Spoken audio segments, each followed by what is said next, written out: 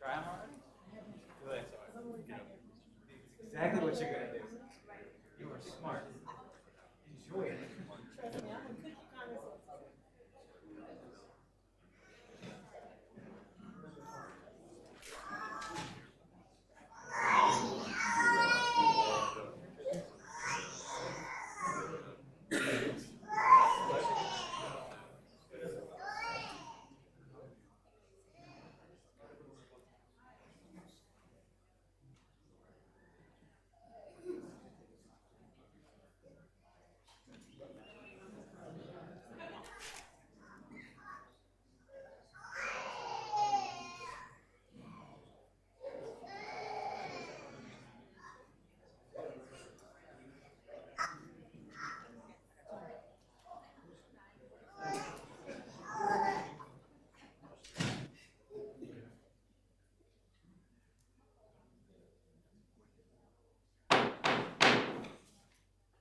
Good evening, everyone. We are going to call to order our July 16th meeting.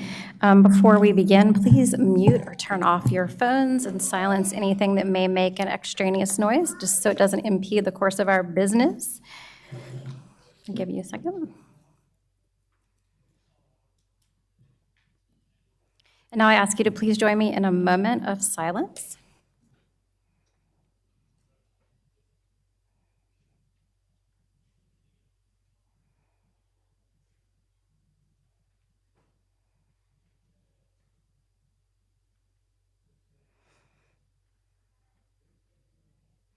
Thank you very much. And now, if you can, please stand with me to say the Pledge of Allegiance.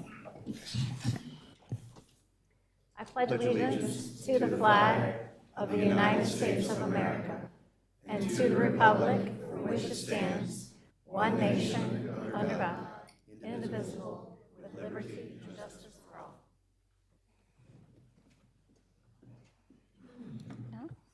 Mr. Smith, announcements, please.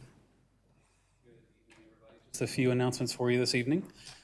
So first up, this weekend is First Responder Weekend at HFFA. That runs July 19th through the 21st. First responders and their families can enjoy free access to the HFFA Fitness Center, group exercise classes, and outdoor splash pad. The address, if you don't know it, is 11725 Bearhoff Drive, and the hours are 5 a.m. to 9 p.m. Friday, 7 a.m. to 5 p.m. Saturday, and 12 p.m. to 5 p.m. on Sunday. Also, Huntersville Police Department has Coffee with a Cop coming up. There are two chances if you would like to meet and chat with our officers. July 19th from 11 a.m. to 1 p.m. at the Starbucks inside of Target at 9801 Sam Fur Road. And then on July 22nd, 11 a.m. to 1 p.m. at the Starbucks on Gilead Road, which is 9832 Gilead Road. And then finally, we have our next Mayor's Coffee Mixer coming up on July 24th. That'll be from 9 a.m. to 10 a.m. at Kunu Coffee, which is located at 8519 Gilead Road. And lastly, just connect with us in all these wonderful ways online. Sign up for our new newsletter, visit our website, huntersville.org, follow us on social media, or download the app from your app store. Any questions? Next one is, you're doing communicator awards? Yes. Yep, let's do it. All right. And I'll be up here just a little bit longer. So the town of Huntersville recently won not one, but two awards in the Communicator Awards competition. It's an international communications awards contest for the public and private sector. There were more than 3,000 entries from around the world this year. It is the largest and most competitive awards program that honors the creative excellence of communications professionals. And just a little bit about how it's judged. It's an impartial jury. It's sanctioned and judged by the Academy of Interactive and Visual Arts, which is an invitation-only body of top-tier professionals from different brand, media, interactive, advertising, and marketing firms, including members from GE Digital, Spotify, Condé Nast, Disney, Accenture Song, Superfly, Fast Company, Digitas, and many others.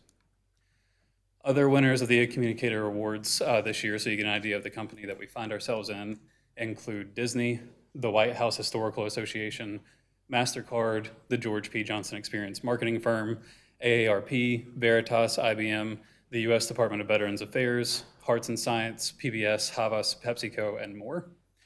So first up, I wanted to recognize the Award of Excellence that we won. So we earned an Award of Excellence, which is the competition's highest honor, for our 150th anniversary videos that were celebrating the town's sesquicentennial last year. The videos were shot, edited, and produced by Drew Carlisle, and wanted to extend a special thank you to the members of our 150th committee, some of who are here tonight. Sam James, who chaired the committee, Eric Rouse, Carmen Cousin, Kathy Jones, Janet Pearson, Catherine Cook, Beverly Mitzel, Kaylee Mullen, Ash Monroe, Joseph Reel, Bill Southard, Maureen Smith, Taylor Hutto, Brian Vaughn, Bobby Williams, Michael Jaycox, Tremaine Mills, Christine Robbins, and Kim Strickland. Also wanted to extend a special thank you to the people who appeared in our videos to make them possible. Abigail Jennings, Alex Barnett, BJ Caldwell, Donnell Whitby, Melinda Bales, Ryan McDaniels, Sam James, Gary Reagan, Sarah McCauley, Walt Neal, and Vicki Wilhelm Hager. And so this is the award that they sent us for our efforts. And if you are part of the 150th committee and you are here tonight, can you please step forward in the room to be recognized? Going up, Beverly, Ash, Michael. I think we have Bobby somewhere outside. Perfect. So we'll just grab a quick photo, but I wanted to say before we get the photo, these videos. Come on, Bobby. He asked me to take a picture. I'm doing it. Just real quick, I wanted to extend a special thank you to everybody I got to work with to roll these videos out. They were done and completed and off the cutting room floor by the time I got here last year, and it was just my job to roll them out across our platforms. And everybody, really welcomed me with open arms and worked with me and brought me into the committee. And winning an award of this caliber is a very, very, very big deal. It's hard to stress how big of a deal it is. And it would not have been possible without the people who served on that committee and who worked with me seamlessly to bring me up to speed and inform me about the history of the town and the history of our videos and, connect me with the right people to roll them out in the right way. So thank you all on a personal note, and I'll come around for a photo now.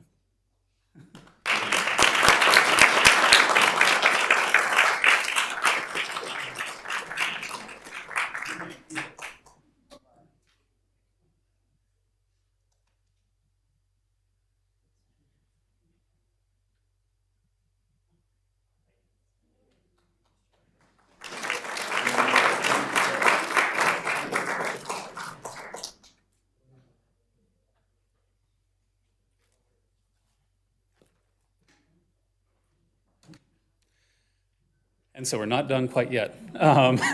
So we also earned an award of distinction, which is the competition's second highest honor, but no less important and very significant for our website redesign, huntersville.org, that launched on January 31st of this year. The website redesign process was an 8-month process, and it completely overhauled the look, feel, and navigation of our website and implemented a bunch of new tools to make our website easier to use for our citizens, including instant translation of any web page.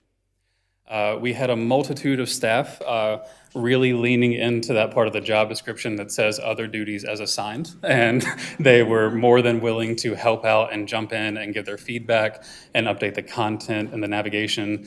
And designing a website is no easy feat, and especially designing one well, and because of the nearly we're that excited too, bud. And because of the nearly 20 employees who volunteered their time out of their day to be hammered with emails and hop in meetings and offer their feedback, we were able to win this award on the global stage. And so I wanted to recognize and thank those employees who worked on this project. Brian Vaughn, Lorraine Perez, Catherine Novak, Jennifer Sprague, Jane Pethel, Dylan Norton, Emily Sloop, Laura Cagle, Brenda Shradetsky, Patty Pullis, Tracy Hauk, Ben Benshoof, Lindsay Small, Tracy Barron, Patty McGinnis, Tricia Foster, Kim Barronbrinker, and Catherine Cook all volunteered their time right up from when we first made contact with our vendor for the redesign to offer their opinions about, any and everything, the font, the color of the website, how the pages should look, right down to, hey, I think this sentence reads a little bit funny, we should probably rework that before we launch. So I just want to take the time to recognize those employees, and if you guys are here, if you would, please come forward for recognition. This is the award that we were sent for that. I think so. Man, and Emily, and Catherine. We got to rope Catherine in here. We got support. Exactly. Exactly. Is Catherine? Yay, hooray.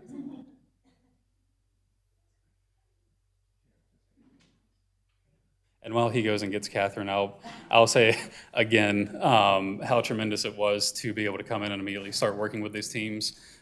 People welcomed me with open arms as the new guy and brought me up to speed on the process and didn't hesitate to fill me in about what had happened before I got here and give me feedback at every turn to really make it what it is. And we've received really exceedingly positive feedback about the redesign so far, and we continue to work to update it and make it better.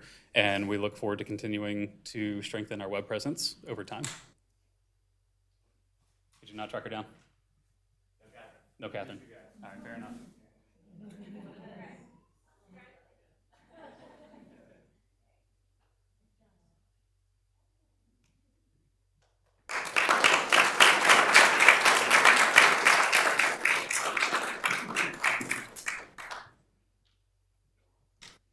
And I think that's it for me.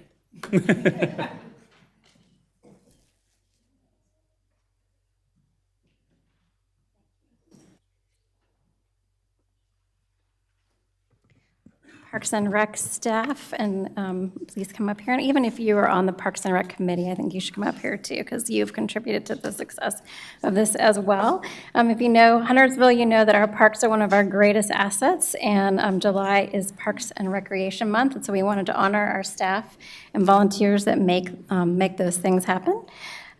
Whereas Parks and Recreation is an integral part of communities throughout this country, including the state of North Carolina and the town of Huntersville, and whereas Parks and Recreation promotes health and wellness, improving the physical and mental health of people who live near parks, and whereas Parks and Recreation promotes time spent in nature, which positively impacts mental health by increasing cognitive performance and well-being and alleviating illnesses such as depression, attention deficit disorders, and Alzheimer's.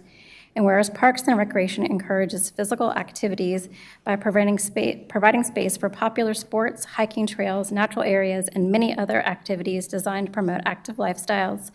And whereas Parks and Recreation programming, events, and educational activities such as out-of-school time programming, youth sports, and environmental education are critical to childhood development. And whereas Parks and Recreation increases a community's economic prosperity through increased property values, expansion of the local tax base, increased tourism, the attraction and retention of businesses, and crime reduction. And whereas the Huntersville Parks and Rec Department was created in 1995 and now serves more than 2 million visitors per year to its local parks. And where our parks are natural recreation areas, ensure the ecological beauty of our state, and provide a place for children and adults to connect with nature and recreate outdoors. And whereas the U.S. House of Representatives has designated July as Parks and Recreation Month, and whereas Huntersville recognizes the benefits derived from parks and recreation resources, now therefore I, Christy Clark, Mayor of Huntersville, do hereby proclaim July as Parks and Recreation Month in the town of Huntersville. Thank you very much.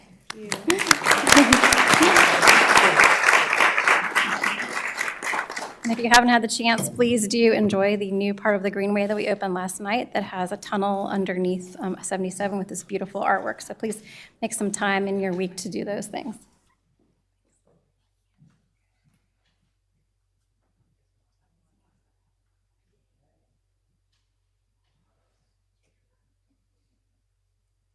We are on to item 6C, which is requests from external agencies. And I believe we have the Hope House here.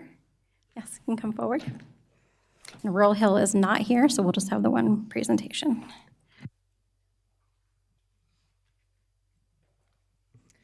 Good evening, Mayor and the Huntersville Town Board Commissioners. Thank you for giving me the opportunity to speak for you before this evening. I'm here to address an issue that affects the very heart of our community, the plight of homeless women and children. A community is described as a group of like-minded individuals who come together with a common goal. As we gather as a community in this room, I urge you to consider the profound impact your support will make on a family experiencing housing insecurity. Homelessness is not just a statistic.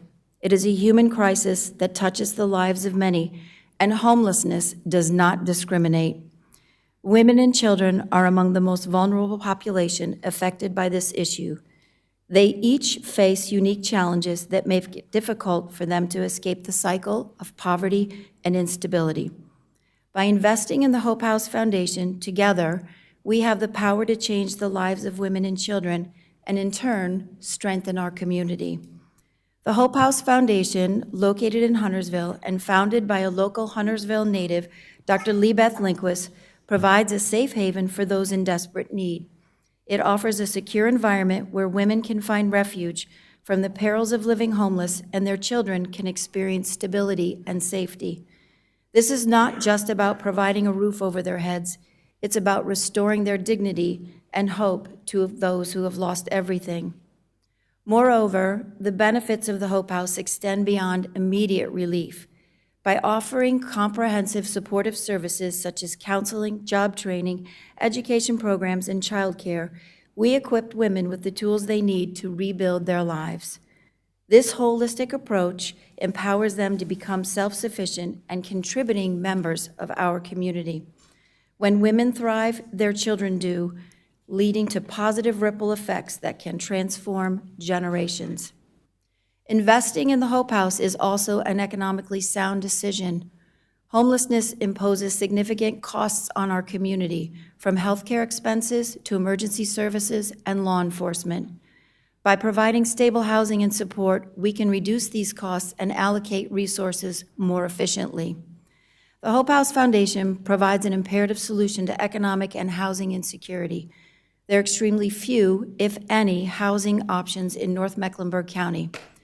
While the perception in the Lake Norman area is one of wealth and ample financial means, the reality is that the impoverished in our area face a lack of resources. Operating on a proven success model, our programming offers safe housing, integrated with a holistic array of wraparound services to over 60 individuals a year. Since January, we have had over 2,717 phone calls and email inquiries for housing at the Hope House. Each one of these inquiries is met by a professional who helps make hope happen by providing resources and referrals. And incidentally, evictions in Mecklenburg County are up to 30,000 at last count. The Hope House is a viable housing solution that works to end the continual cycle of poverty and provides the time needed to address the root cause of homelessness and the affordable housing crisis in our neighborhoods. Your support of the Hope House aligns with our town's value of compassion, inclusivity, and community spirit. It sends a powerful message that Huntersville is a place where every individual matters, where we look out for one another, and where we work together to ensure that no one is left behind. This initiative not only improves the lives of those directly affected, but also fosters a sense of pride and unity among all the residents of Huntersville. Our purpose, to educate, empower, and impact, is designed to provide a healing environment for one to achieve stability and to bring people and organizations together to build stronger, healthier communities. The Hope House is a strategic investment in the future of our community.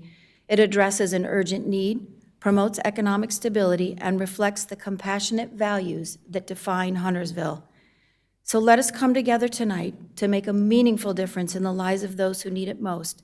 Let us provide hope to those in our community who are living hopeless. Thank you for your time and consideration. Together, I look forward to building a stronger, more resilient, and compassionate Huntersville. So much. Does the board have any questions for? Yeah. You mentioned up to 30,000 evictions. I'm just curious, is that like this year or like what? That's since January 1. Wow. Okay, thank you. Anybody else? Any other questions? Okay, thank you so much. We appreciate your time. Thank you. Commissioner Dumas, you had a question? Thank you for reminding me. After our last meeting, there were some questions regarding the terminology of purchase agreement in regards to the way we use that for the item on the agenda for cash-ins. There was some confusion, and some people, or some folks reached out because they had been nervous about that term, purchase agreement, because we hadn't had the opportunity to talk about it on the dais yet. And that, now we know that's part of the process, or at least we explained that in the last meeting. I just wanted some clarification. I don't know if we could talk a little bit why we use that terminology. So the document that was added for cash-ins was called a purchase agreement because the intent is ultimately to purchase the property. Now, that's not to say that we could not back out of that transaction. There is a due diligence period included in purchase agreements for land acquisitions. So if the town were to do their due diligence, title search, surveys, et cetera, and came upon something that wanted more information, that we wanted more information for, or that warranted further investigation, we could do so. We could also extend the closing date. Most of the terms are not set in stone, but the ultimate goal is to purchase the property, hence the name purchase agreement. Thank you, Commissioner Dumas. Okay, we are going to go into our public comment period now. I just want to remind everyone that during the public comment period, we ask you not to jeer or cheer or clap. Please do not clap after each speaker. That will extend the time that we will be here. Each speaker will have 3 minutes. The timer will go off, so please wrap up your comments right after the timer goes off. You can close your thought out, but please make sure that you are wrapping up at 3 minutes. Also, please remember that there are to be no personal attacks or no comments directed at a specific individual or entity. Direct your comments to the board. So we are going to start with Clarence Leverett. You have 3 minutes. Please just state your name for the record. And you also have 3 minutes as well after he's done. Good evening, Mayor, ladies and gentlemen. My name is Clarence Leverett. This is my lovely wife, Lilia. And we're here to share my experience on veteran affairs. And I think I'm going to allow her to take the rest of my time. Okay, thank you. Honey, stay right here. We want to share with you our experience in Clarence getting approved for health benefits with VA. We didn't know at the time that he could even qualify, and we waited and waited and waited. So in the meantime, we had family members saying, why haven't you applied? Why haven't you applied? So we finally applied, and when we got to VA, they saw his DD-214, and it had Camp Lejeune. So, okay, they saw that, so they said, go over and apply for health benefits. So we did. Now, this was in August. We applied August the 1st of 2023. So we waited, and we waited, because now they have to do exams. Nothing happened until December 2023. In December 2023, Clarence was scheduled for one exam, and he had 2 scheduled for January 2024. When he went to the one in 2023 in December, right after that, he was diagnosed with COVID. So we called to say, okay, he can't go to that, we need to reschedule. They had to send everything back to VA. VA put us back in the queue, and then we waited. Now this is January, we waited February, we made it March, April, May. So then I said, this is just totally ridiculous. Now, in the meantime, he was calling VA to ask the status, and every time they said, oh yeah, will you apply? We got your message, you call, you call, you call. So I said, this is insane. This was May 2024. I remembered when we voted, we met Commissioner Quarles. He was running for commissioner.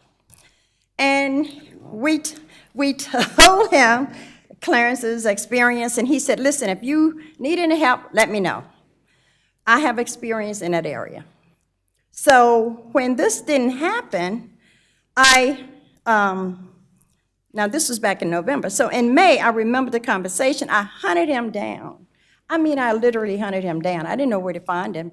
So there was this newspaper had put an article on you guys who were running. I called the newspaper and I said, hey, I need to get in touch with Commissioner Quarles. How can I? He said, go to their website. Here it is. He even have his cell phone number there. He had his cell phone. Huh? Right. That's good. So I called him. He called me back in 10 minutes. And I told him what was happening. He said, you know what? This is great because I'm meeting with the Director Platt, Edwin Platt, over DA, veteran, and I want you guys to come on Friday to my office here, and we can talk and you can tell him your story. So we did. We met him on that May 31st. Told Platt everything. I didn't mean to, Director Platt. And then he took my package with him.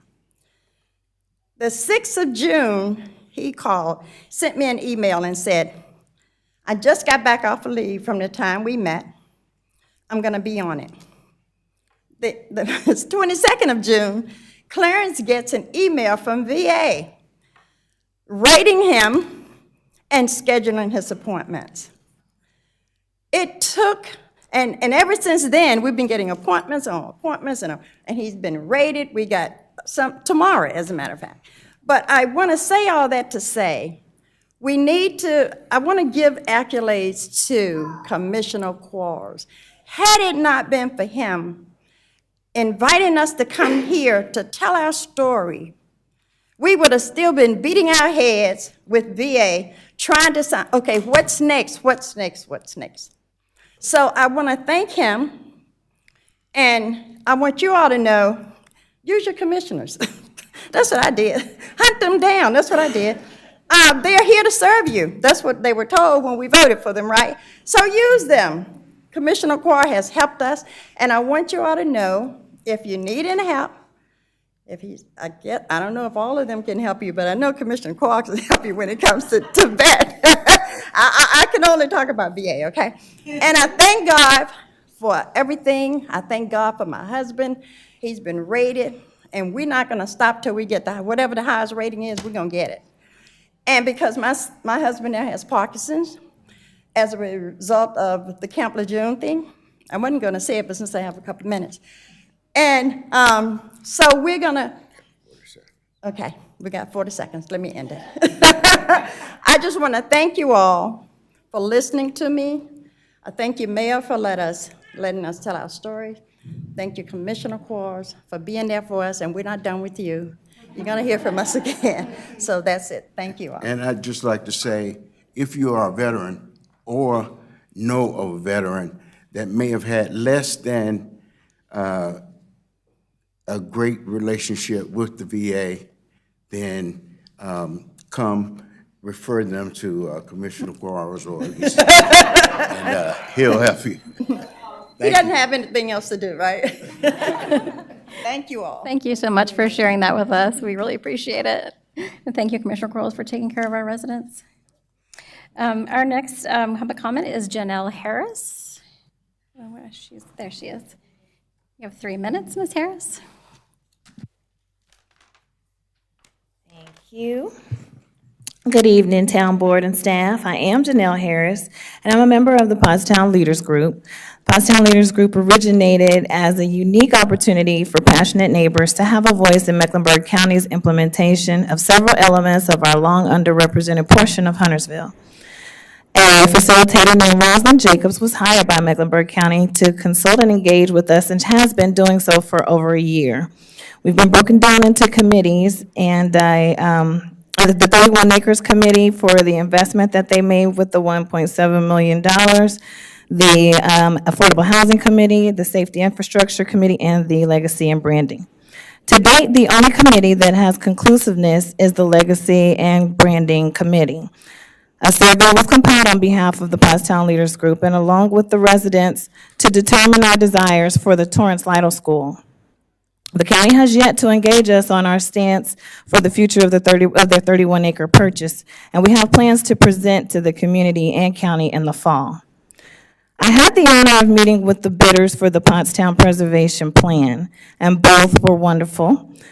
They did use a fraction of the work that we are doing as a basis of their work scope, and I think it will benefit the bidders to have the complete request of the community come to fruition before trying to have community and stakeholder engagements. Our ability to convene in this way as residents is unprecedented, and it gives us a chance to create our own legacy. So please respect the work that we are putting forward and ask your consideration to allow the County of Mecklenburg to conclude its work with us, the Pottstown Leaders Group, before deciding to engage in the preservation plan. Thank you. Thank you, Ms. Harris. And next we have Betty J. Codwell. Ms. Codwell, you have 3 minutes.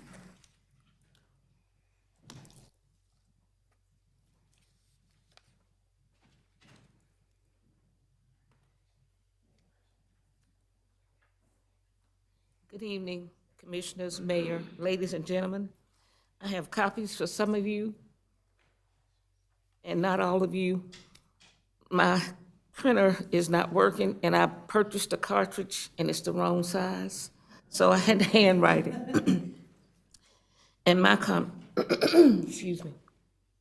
My name is Betty Jane Caldwell. I live at 14521 New Haven Drive in Huntersville, North Carolina. Pottstown and East Huntersville residents have been in the crosshairs of gentrification guns since 2008, when streets in the colored part of town, Holbrook Road, Delwood Drive, Gibson Park Drive, and Central Avenue and Church Street were the main arteries to the expensive homes in Vermilion.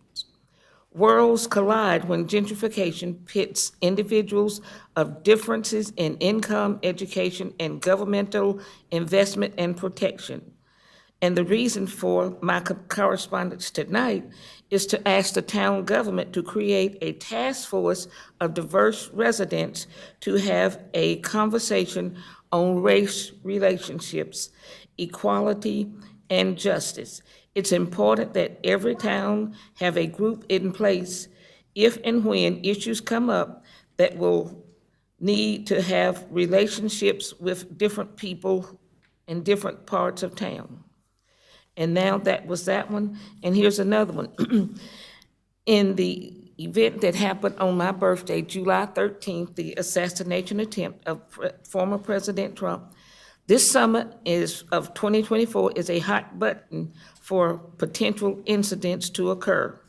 I have lived through several assassinations and assassination attempts, and I decided to list them all. In 1865, Abraham Lincoln; 1881, James Garfield; 1901, Wilson McKinley; 1912, Theodore Roosevelt; 1933, Franklin D. Roosevelt. They were attempts.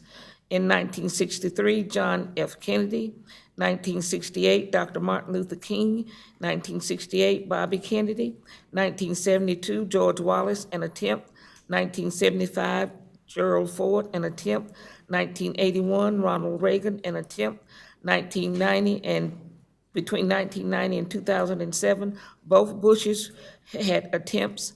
And in July of 2024, former President Donald Trump. Emotions are running high in citizens. America's loves their guns and don't shy away from using them, and hopefully we can decide to settle our differences without using gun violence. Thank you. Thank you, Ms. Caldwell. Okay, we next have Wasim Al-Abed. You have 3 minutes. I got that close.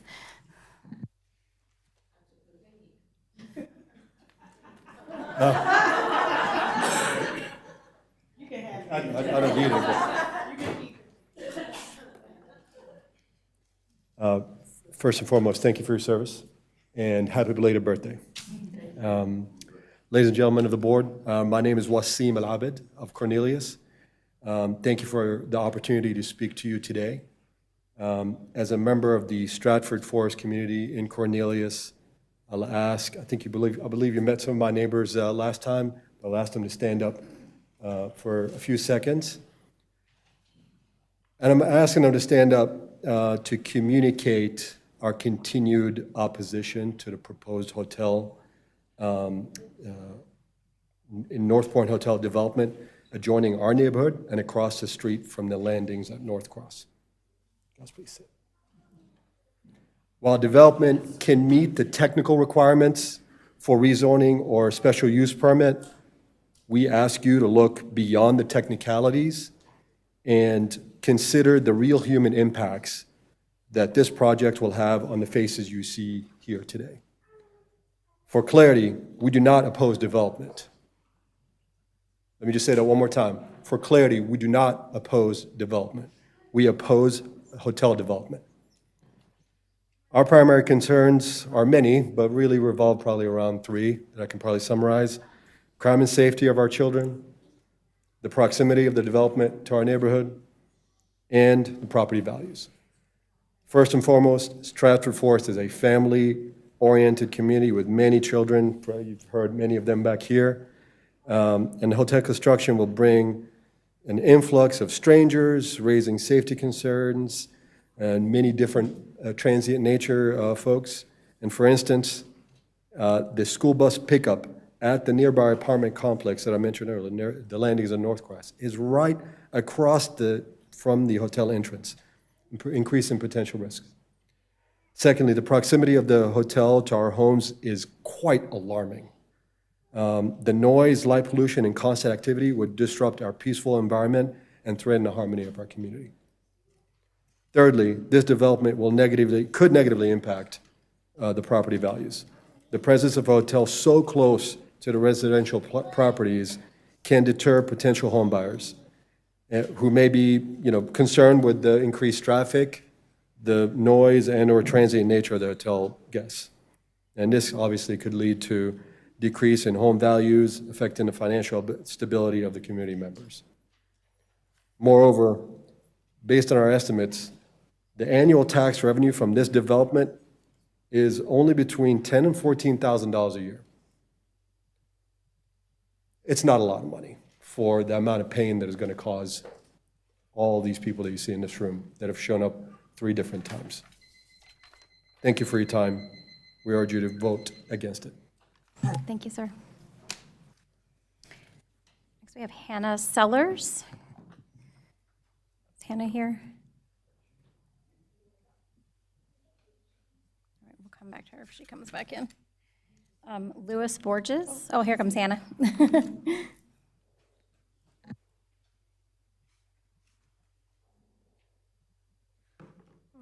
Hi, I'm Hannah Sellers, and I live in Stratford Forest and Cornelius, and I'm opposed to having a hotel because I feel like that land could be used for something else, such as a park or something more eco-friendly than a big hotel next to our neighborhood. And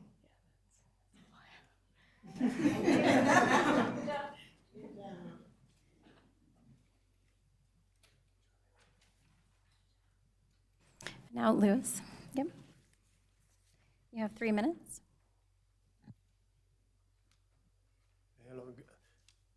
Hello, good evening. My name is Louis Borges. I live at 17007 Shady Glen Drive, very close to where the hotel is going to be built, less than 200 feet or something like that.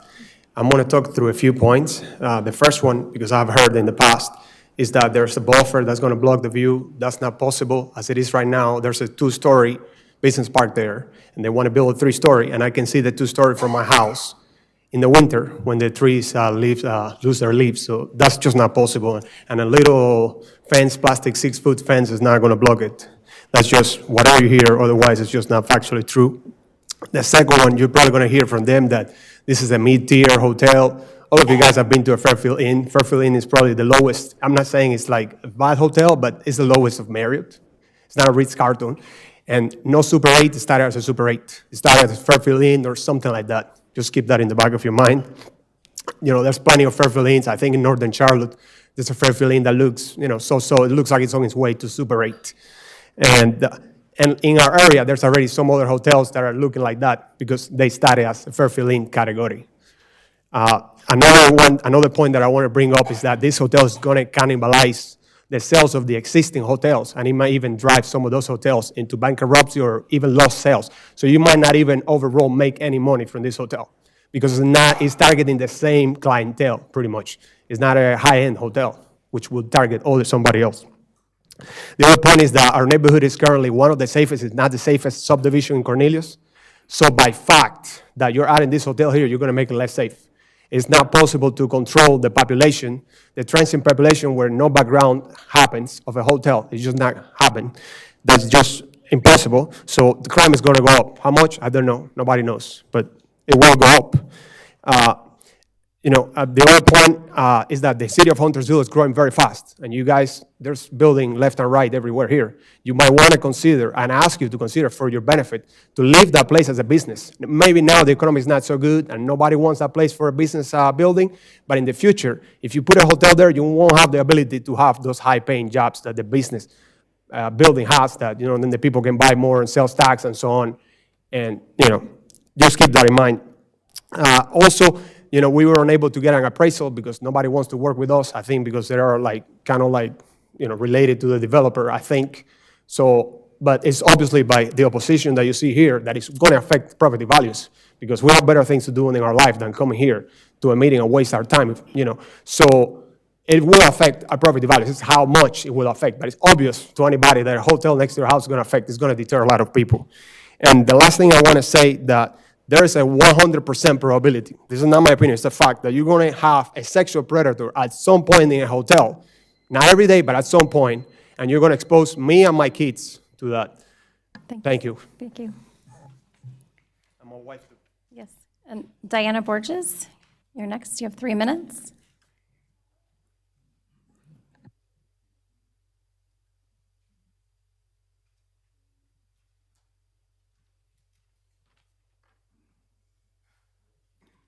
Hello, my name is Diana Borges, and I live at 17007 Shady Glen Drive.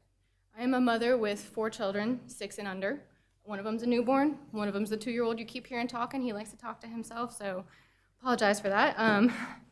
We live in the cul-de-sac that is right next to the hotel. When we first purchased this house, there was 3 things that really attracted me to this house that I really cared about. One was that it was in a cul-de-sac, which meant it would be safe for my kids to play, safer than just a regular street. So I loved that. Being in a cul-de-sac was great.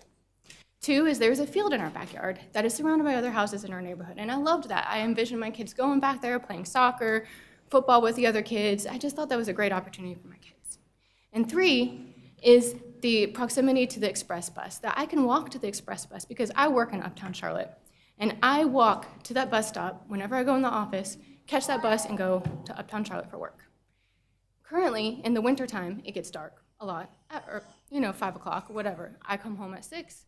I'm walking alone in the dark from that bus stop to my house. I currently feel very safe doing this because our neighborhood is a very nice, quiet neighborhood, and I have no problems with it. If this hotel was built this close to my house, I would not feel safe walking alone at nighttime from this bus stop to my house. And this means that I would probably have to come up with some other commuting option, and it would really disrupt my life. So that would be really hard. So for anyone to say that this is not going to affect the property values of the house, I want you to think about this.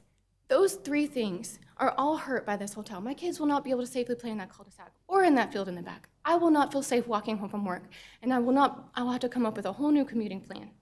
So for someone to say this doesn't affect property values, anyone who comes to look at this house, I would have not probably purchased the house if there was a hotel back there, because all 3 of those things would not be relevant anymore. The 3 bonuses, the things that attracted me to the house, would no longer be relevant. So someone else looking at a house in our neighborhood would probably have the same thing.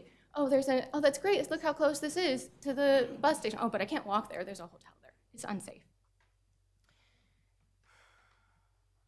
I am also one of the event planners in our neighborhood, and I can tell you that in our last few events, we have averaged 45 kids at our events.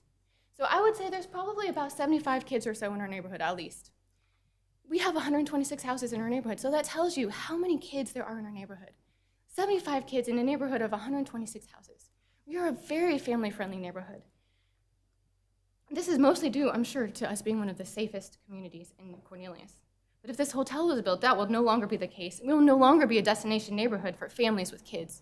We literally have a sign when you come in our neighborhood that says, welcome to Stratford Forest, a family-friendly neighborhood. So that would again affect the property values because we would no longer be attracting families with kids. The last thing I want to mention is, as a working mother with a newborn, we all know how important it is to get quality sleep. In conclusion, please think about our families. Thank you. Next, we have Tommy Mann. Mr. Mann, 3 minutes, please.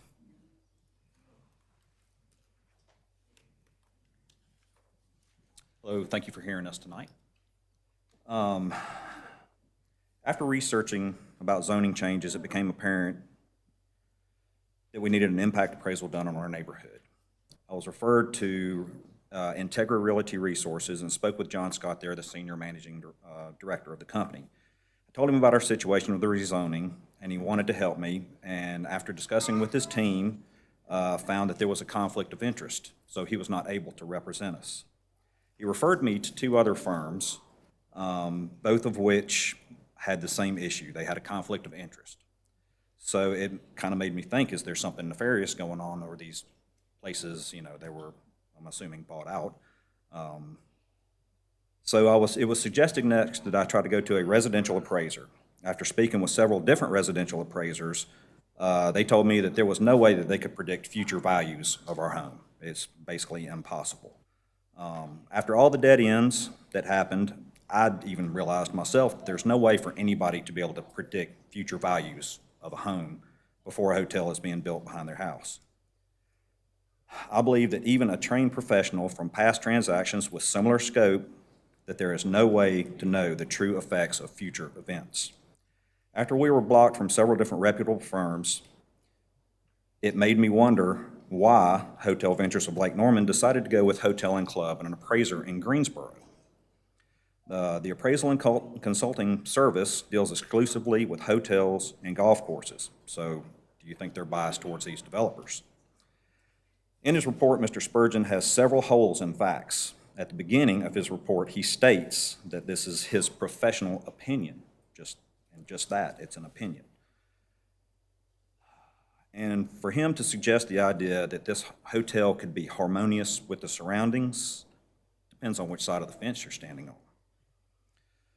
Looking through his appraisal, at first comparison to the Best Western on Statesville Road, the property at 405 Hillcrest, he stated that it had been sold in June 6th of 2022.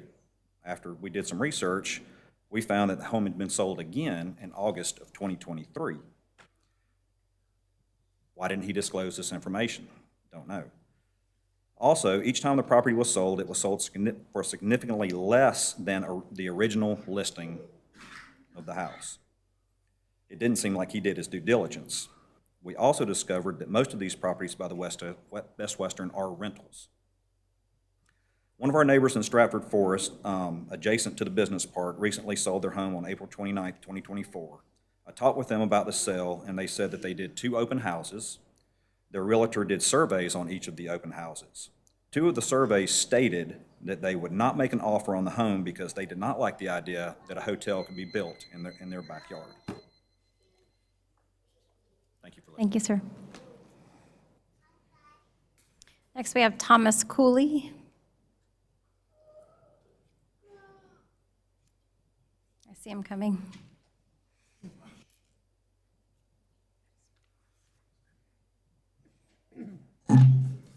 You have 3 minutes, sir. 3 minutes, thank you.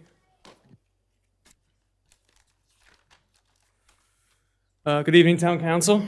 My name is Tommy Cooley. I'm a resident of Stratford Forest. During the day, I'm a financial planner, and during the evening, I'm a husband and a father of 2. I put my sports jacket back on for this event right now. Fear and greed is what drives human behavior. This hotel is a perfect example of greed. Hotels rank profit over environmental and community concerns. My neighbors and I are here today because of fear. Fear for the safety of our children, privacy, crime, and our property values, which you've heard about. But this evening, I will address the potential decline in our property values. The proximity of this hotel in a predominantly residential neighborhood can have negative effects on property values. Let me name a few for you. Every 4 years, our homes are reassessed to determine their current market value. These assessments determine our property taxes. When the market value of our homes decrease, the property taxes we pay decrease, and it's vice versa. When the value of our homes increase, our property taxes increase, and we pay more taxes to our local government. The last assessment was in 2023, and my neighbors and I saw a nice tax increase in 2024. The next assessment will be 2027. Let's use some simple math here. The average current market value of a Stratford Forest home is just north of $600,000. A 1% decrease in property value is $6,000 per home. There are 125 homes in our neighborhood, which means a 1% decrease in property value would equal $750,000 that our entire neighborhood is not paying property taxes to local government. Lastly, it's crucial to consider the financial ecosystem of our community. Stable property values and predictable tax revenues allow our local government to plan and budget for public services and community projects. Introducing a low-level hotel can disrupt this balance, leading to shortfalls in funding and a decline in the quality of service we all rely on as a community. For these reasons, I urge you to oppose the rezoning of this hotel and to protect the value of our homes and maintain predictable property tax values for the well-being of our entire community, Huntersville and Cornelius. Thank you. Thank you, sir. And next we have Morgan Cooley.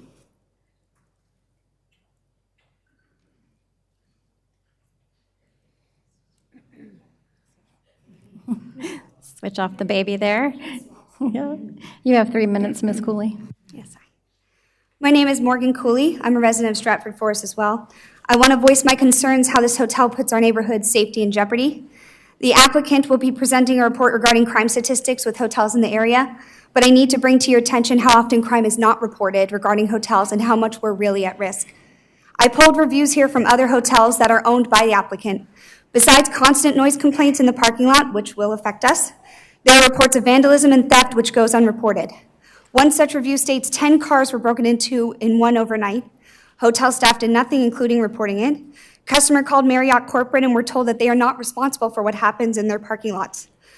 I called as well, received the same answer. So any crime or nuisance in the parking lot that face our community will be our problem, not theirs.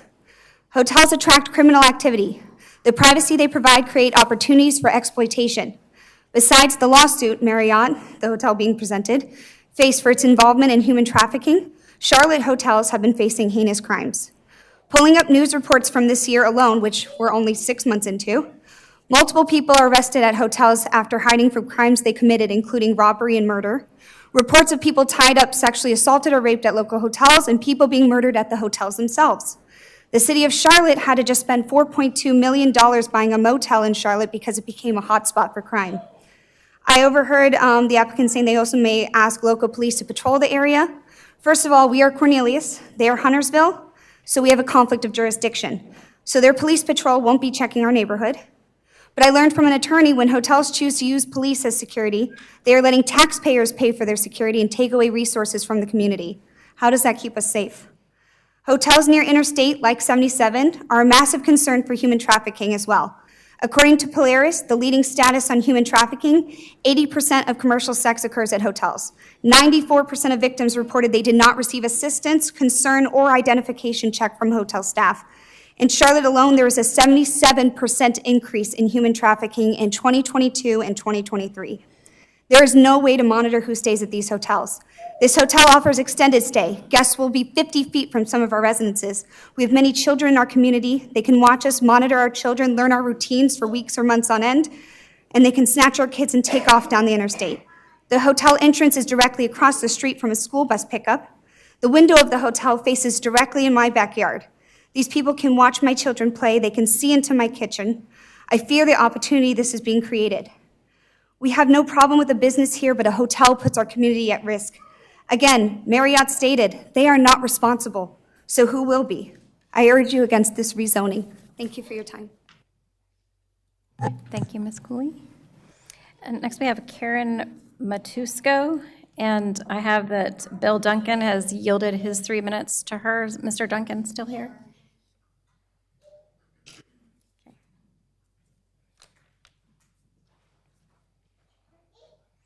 You'll have 6 minutes.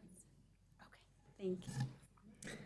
Hi, everyone. I'm Karen Matusko. My address is 8617 for Shadow Circle. Oh, sorry.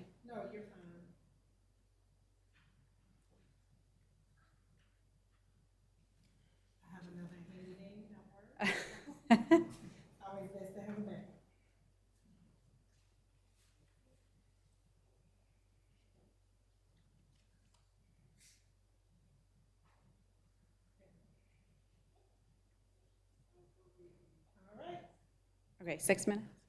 Okay. All right, so hi, everyone. I'm Karen Matusko. My address is 8617 for Shadow Circle in Cornelius. I just want to say thank you for allowing us to have this time to express our concerns. I have been a resident of Stratford Forest for 11 years. My husband and I bought a home in this neighborhood because of the location, the school quality, and the overall safety of the neighborhood. I am a working mom, and I have 3 children that are 9, 7, and 5 years old. My primary concerns are the safety of my children and the increase in crime. My first concern is the safety of my children. Our Stratford Forest neighborhood currently provides a sense of security and comfort for our family. The idea of a hotel being built nearby is causing concern about that feeling being disrupted. My children love the outdoors. They are constantly outside playing, whether it be at our house or at a friend's house in the neighborhood. Stratford Forest is truly a safe haven for our kids. It is a nurturing environment to grow and play, and it provides a peace of mind for parents and fosters a sense of freedom and adventure for our kids. We will lose the safe haven and feel with a hotel so close to our neighborhood. With a hotel, there is uncertainty of hotel guests, as hotels typically do not restrict who can check in, and it can lead to a transient population. The presence of hotel guests and the possibility of people wandering around the neighborhood could pose safety risks. I have concerns about human trafficking, as we just heard, especially given the proximity to major highways like I-85 and I-77. The impact of the hotel on local crime rates and the time it takes for emergency services to respond, given that calls may be rerouted between Cornelius and Huntersville. The lack of a pool or a large conference room in the hotel might mean fewer amenities that could attract a stable, family-oriented or business clientele. Additionally, there are multiple school bus stops near the proximity of the proposed hotel, with kids ranging from elementary to high school ages, as you see. I see these children standing waiting for the bus every day on North Cross Drive, and the potential for strangers to observe or approach the children is understandably unsettling for any parent or community member. You never know who is watching the children get on or off the bus and what intentions could lead to. This is a very scary thought, especially if there is that one day one of the kids does not get off the bus when they are supposed to. My second concern is crime. Having a hotel so close will increase the crime in the area. Not only are we concerned with crime at the hotels, but also with crime around the hotel. We did receive police reports from the Huntersville and Cornelius police departments, and these reports are showing crimes that occur at hotels only. The Huntersville report is showing 225 incidents reported at hotels for the past 3 years. These mostly are crimes that involve theft from motor vehicles, assault, vandalism, drug violations, kidnapping, which is terrifying. The Cornelius crime report shows an influx of suspicious people, vehicles, and disturbance calls. And we also don't want to forget about the recent March incident on the Greenway, which is very close to where the proposed hotel would go. The Cornelius police arrested a suspect for indecent exposure. Additionally, we're hearing about more and more murders in the news that occur at or near hotels in Charlotte. I will give you a few examples, but not all, and I did email you a list earlier today. July 9th, a death investigation is taking place outside the Wyndham Garden Hotel in South Charlotte, which involved a quadruple shooting, and 1 man was killed in the shooting, and the 3 other victims, including a 17-year-old, has sustained injuries. April 19th, a man was shot to death at the Embassy Suites Hotel located in Southwest Charlotte. December 24th, victim shot and killed at the Marriott Hotel in Charlotte. April 30th, a man was shot and killed behind a South Charlotte Hotel Courtyard Marriott. Again, our community is open to development in that area. The idea of a business building could offer a more controlled environment with regular working hours and background checks for employees, which would align better with our community values, community safety, culture, and overall well-being. Look at all these sweet faces out there. When does children's safety become a priority over money? Again, Thank you for your time, and please consider voting against the rezoning SUP. Thank you. And lastly, we have Julie Beth Jarvis. Mrs. Jarvis, you have time yielded to you from John Dunn and Amanda Sellers. So you will have 9 minutes.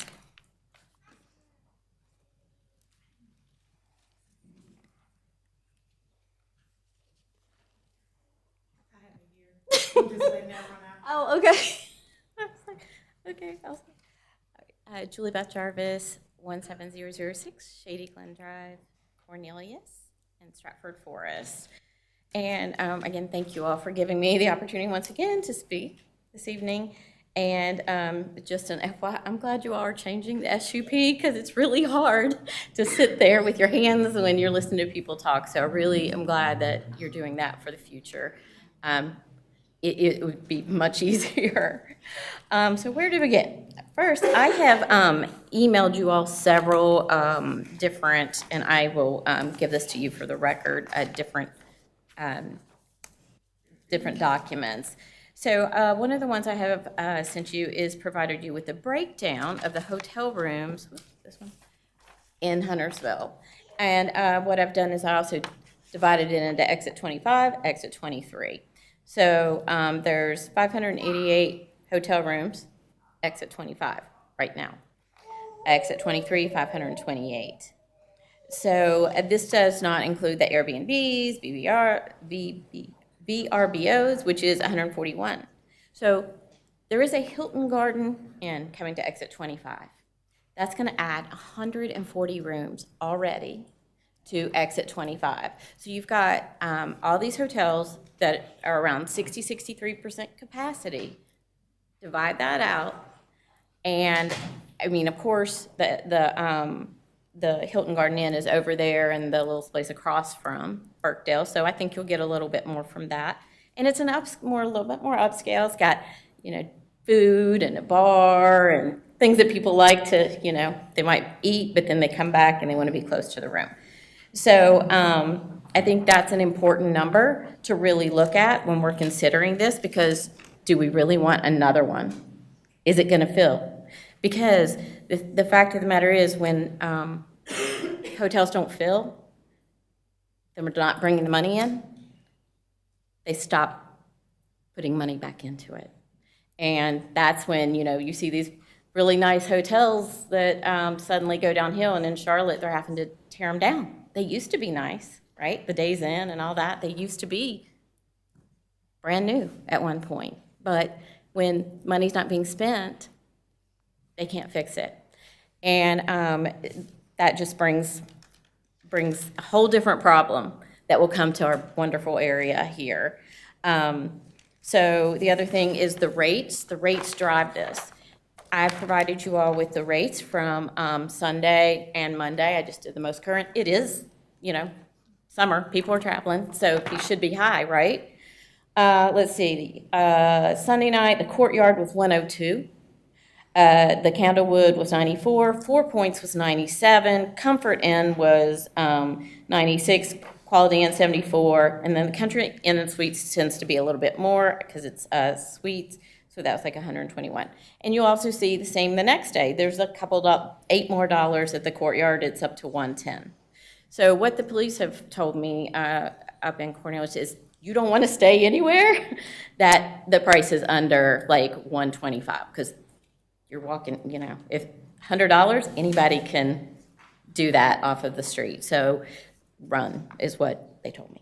So hopefully you all have got a chance to look at it. And I do want to enter this into the record, and you're welcome, if you didn't get to see it, to take a look.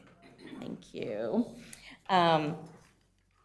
So especially, with the interstate, that's the kind of thing you get with the lower priced hotels that people just want to stop. So let's see. Another thing that I wanted to point out in the beginning, the letter that we got about the hotel stated that this was going to be a Fairfield Inn and home place suites. Suddenly, those disappeared. It used to be on the side of the building. It used to be in all of their presentations that they gave. And then when we got up and said, hey, this is the low-end Marriott. And again, I also sent this to you all, which was the placemat of the Marriott. And you'll see, sorry, this ink problems. You'll see how they're listed, and you can see that those are the list. So when we pointed that out, suddenly that came off of everything. Like you never heard it. It's Marriott. It's a Marriott brand. It's a Marriott brand. What type of Marriott brand? So that disappeared, and I believe it's because that we did talk about that. But one of the ways you know that it's still that, no restaurant, no bar, no conference rooms. Might be a little like 8-person little room for somebody to be in, but that's how you know it's a Fairfield, and a free breakfast. That's part of that too. So that's how you, even though without saying it, you do know that. So why do we need another hotel here at that level? We have all that covered with what we have. We really do. And Burkdale has done a $20 million renovation. That's a lot of money.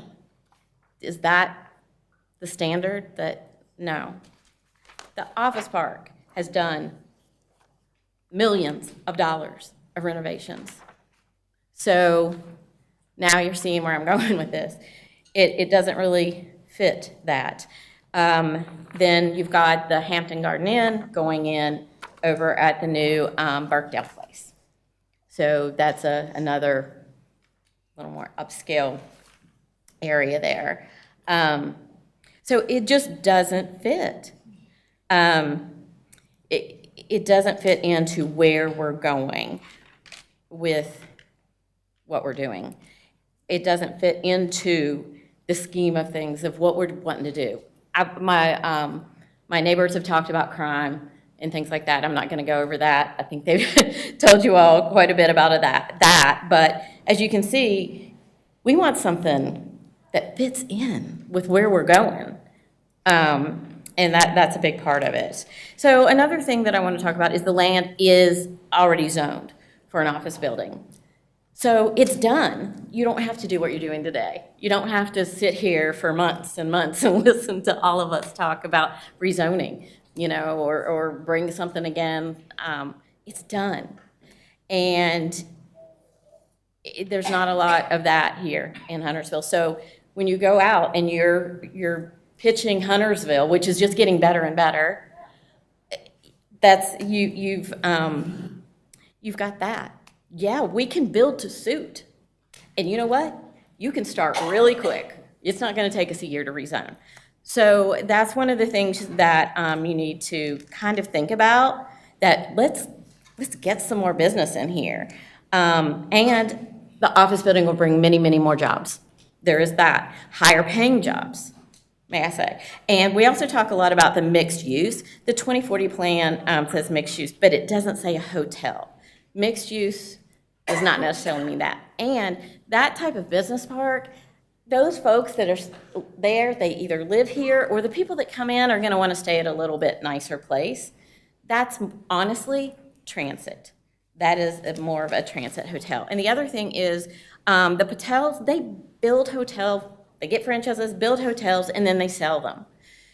They don't contribute to the community the way offices do and everything. Like offices, you do volunteer work, right? You go to Burkdale, spend money, lunch, shop, after work, drinks. That's and their salaries are not as high. It starts at about $45,000 is their highest. So as you can see, it would bring a lot more to us with something like that. And it could be used for an office building and add like an on-site thing for somebody. It doesn't have to be all office space. And that would be great. So let me talk about myself. I've lived here for since August 17th, 2001. That's your time, Ms. Jarvis. We appreciate you. Thank you. Time flies when you're having fun. Yes, indeed. Okay, so that is our last public comment for this period. So we'll move on to item number 7. Do we have any agenda changes or a motion to adopt the agenda? Mayor Clark, I'd like to remove items 9A, 9B, 9C, and 9D. They will be added to a future agenda once the applicable statutory notice requirements have been satisfied. And I'd also like to add for consideration item 10G, a resolution approving the execution of a contract for replastering the 50-meter pool at HFFA with Edgewater Pools LLC. And do I have a motion for the agenda as amended? I'll make a motion to approve the agenda as revised. And may I have a second? I'll second. All in favor, please raise your hand. Any opposed? Okay, the motion carries. Let's see. Okay, 9A. Now we are on to item 10A. Oh, whoops. We need to pass the consent agenda. May I have a motion to approve the consent agenda? I would like to make a motion that we approve the consent agenda for tonight's meeting. And may I have a second? Second. Any discussion? All in favor, please raise your hand. Any opposed? Okay, the motion carries. Now we are on to item 10A. Consider a decision on petition TA 24-04, a request by the Huntersville Planning Department to amend Article 11, Section 11.4.3 of the Huntersville zoning ordinance. You have the.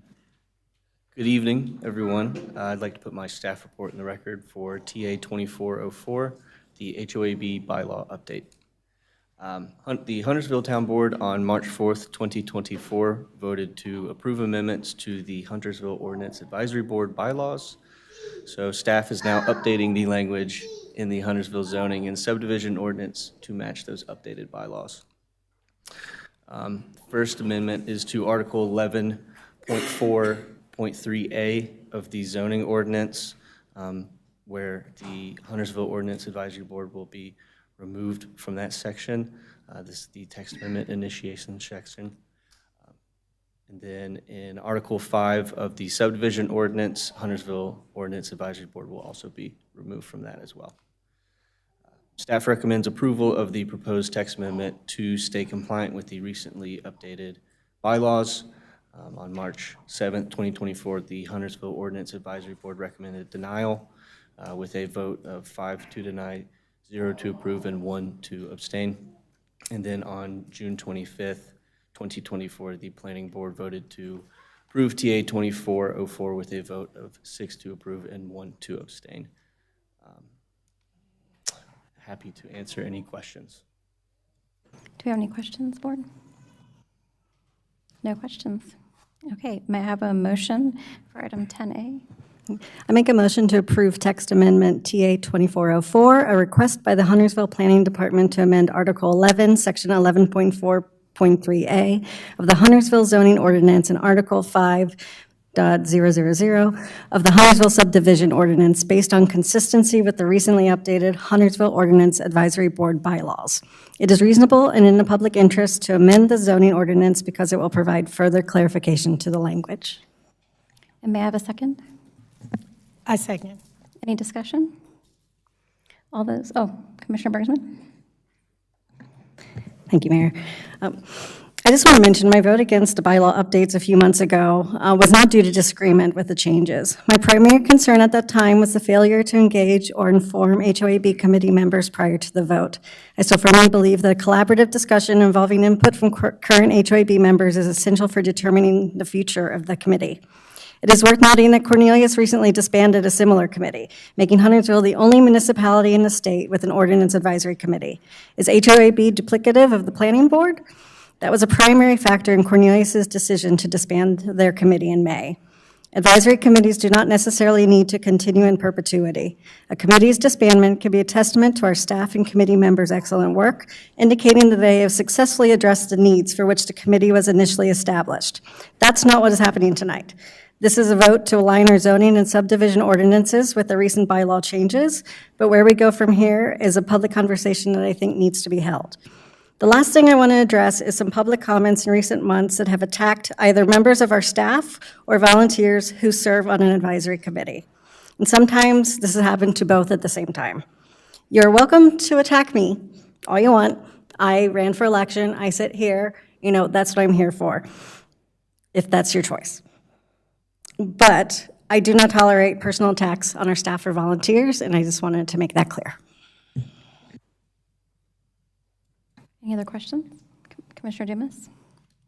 I wanted to also mention Commissioner Bergsman did a nice background on the HOIB, and I wanted to confirm that my yes vote for these changes back in March was in no way to put down the work that our volunteers do that serve for our town.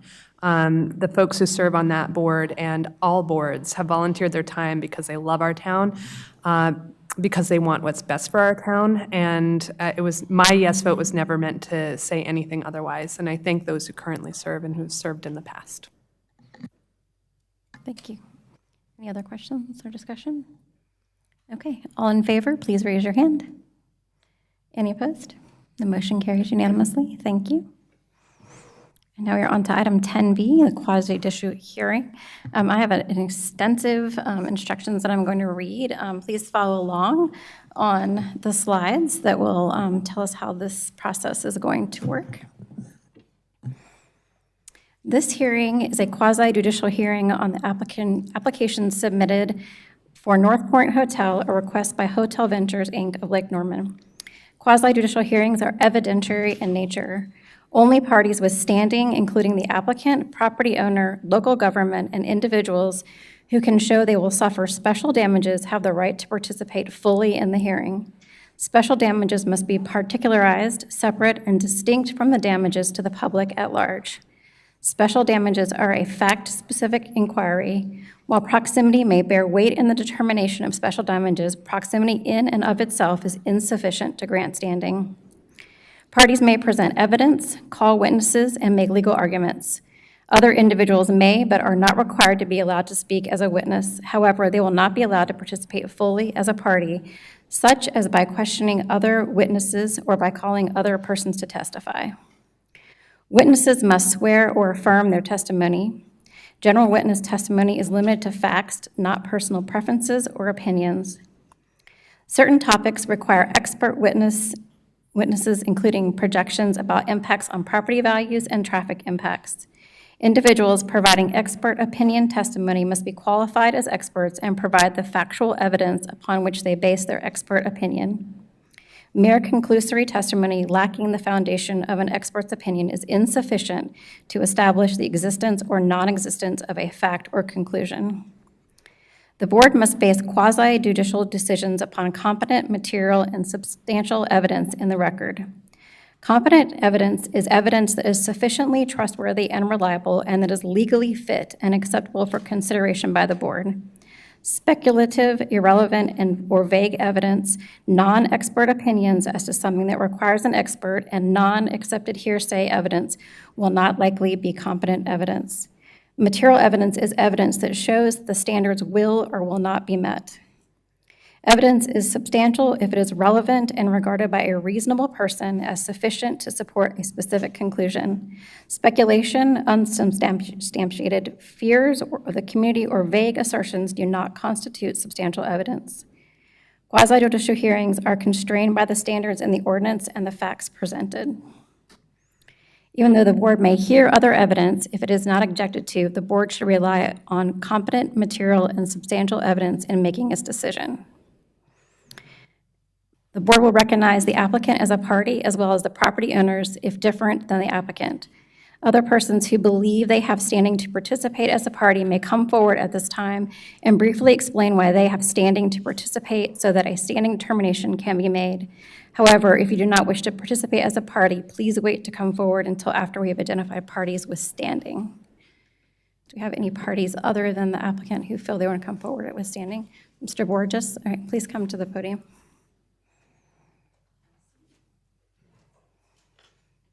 Come to the podium.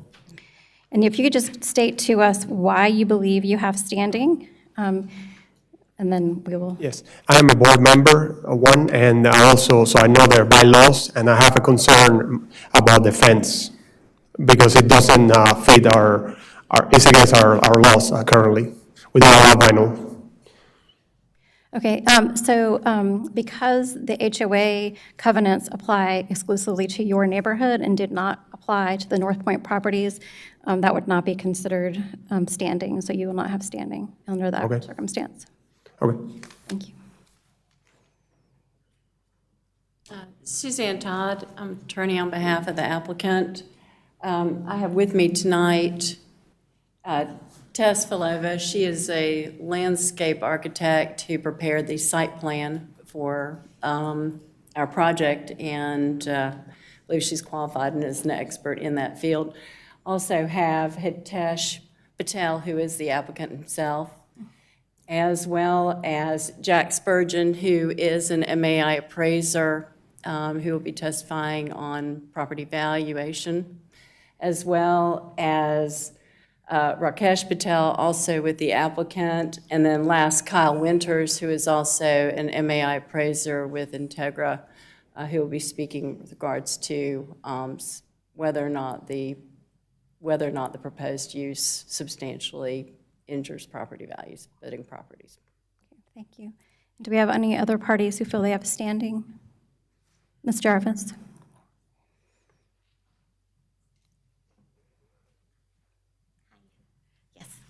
My property is adjacent to it. I've sent pictures. And so unfortunately, proximity is not exclusively a requirement for standing, and so do you have other expert witness or testimony to provide that can show direct impact or damages to you specifically? My line of sight from where I am, and which I thought was considered. As the mayor stated, proximity alone bears some weight, but on its own, it does not establish standing. There's North Carolina case law that has established that point. So you will not have standing. Thank you. Thank you. Can you state your name again, please? Thank you. I also live in proximity to the neighborhood. During my public hearing or public comments, I was not able to present some documentation that may be relevant to values of the property. And is that documentation has been provided by an expert witness or certified appraiser? It's was from a reputable website. And unfortunately, the website does not qualify as a witness or expert testimony in this circumstance. And proximity does not automatically apply to give you standing, so you'll not have standing tonight. Thank you. Okay, and are there any witnesses that you'll intend to call, Ms. Todd? Do you have any witnesses that you intend to call? She's introduced them, I believe. Oh, yes. So we're going to swear, we'll do an oath now, a single oath for all the folks that will be testifying. Also, staff for the town needs to come up and be sworn or affirm as well. Including the attorneys as well. Okay. We'll do our oath. If you would like to swear on the Bible, there is one, or you can affirm. You can swear or affirm, it's your choice. Do you solemnly swear or affirm that the evidence you shall give to the board in this action shall be the truth, the whole truth, and nothing but the truth?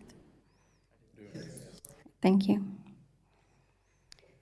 The parties in this case are entitled to an impartial board. A board member may not participate in this hearing if he or she has a fixed opinion about the matter, a financial interest in the outcome of the matter, or a close relationship with an affected person. Does any board member have conflicts of interest to offer at tonight's meeting?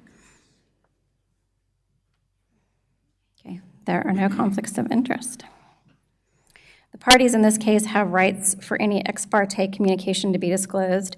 Ex parte communication is any communication about the case outside of the hearing that may be email communications as well as conversations with parties, staff, or the general public. Does any board member have any ex parte communications to disclose?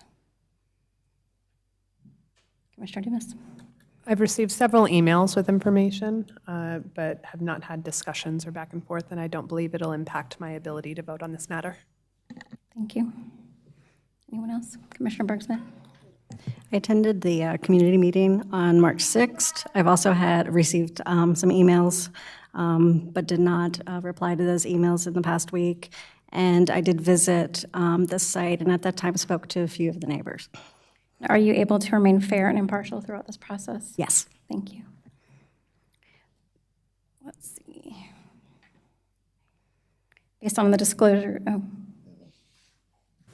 I too have received several emails going back about a month. The ones recently I haven't really looked at, but it won't affect my decision.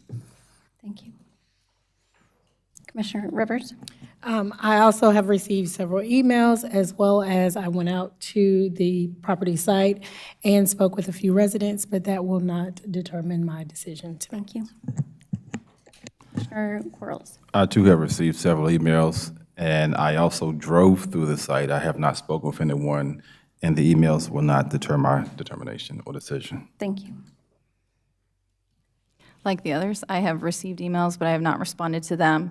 I have looked at the site, but I have not spoken to any of the residents, and it will not impact my decision. Thank you. And the same is true for me as well, as I've received several emails, but I have not engaged with residents, and if I'm called on to vote, it will not impact my decision. Based on the disclosures we've heard from the board concerning partiality and ex parte communications, does any member of the board or any party to this matter have an objection to board members' participation in this hearing? Okay, we will move forward. Now we'll call our planning staff for the presentation of their staff report. Thank you. Good evening. And please enter my staff report into the record for SUP 2401 North Point Hotel. Won't go over this slide. I think it's been thoroughly gone over as far as the rules and regulations behind the special use permitting and quasi-judicial hearing. So let's move to this actual case. So why is a special permit needed for North Point Hotel? So in a highway commercial zoning district, hotels are allowed with conditions, and one of those conditions would be a special permit or a special use permit is needed if the hotel property is directly adjacent to single-family residential properties. That is explained in Article 9.4.5, hotels and motels use. So that's what that explains simply in items 1 and B there, 2B, that this hotel is actually in proximity to the 250 feet mark, actually is completely adjacent to it. So it does require a special use permit. So on the screen, you see a context map of the surrounding areas.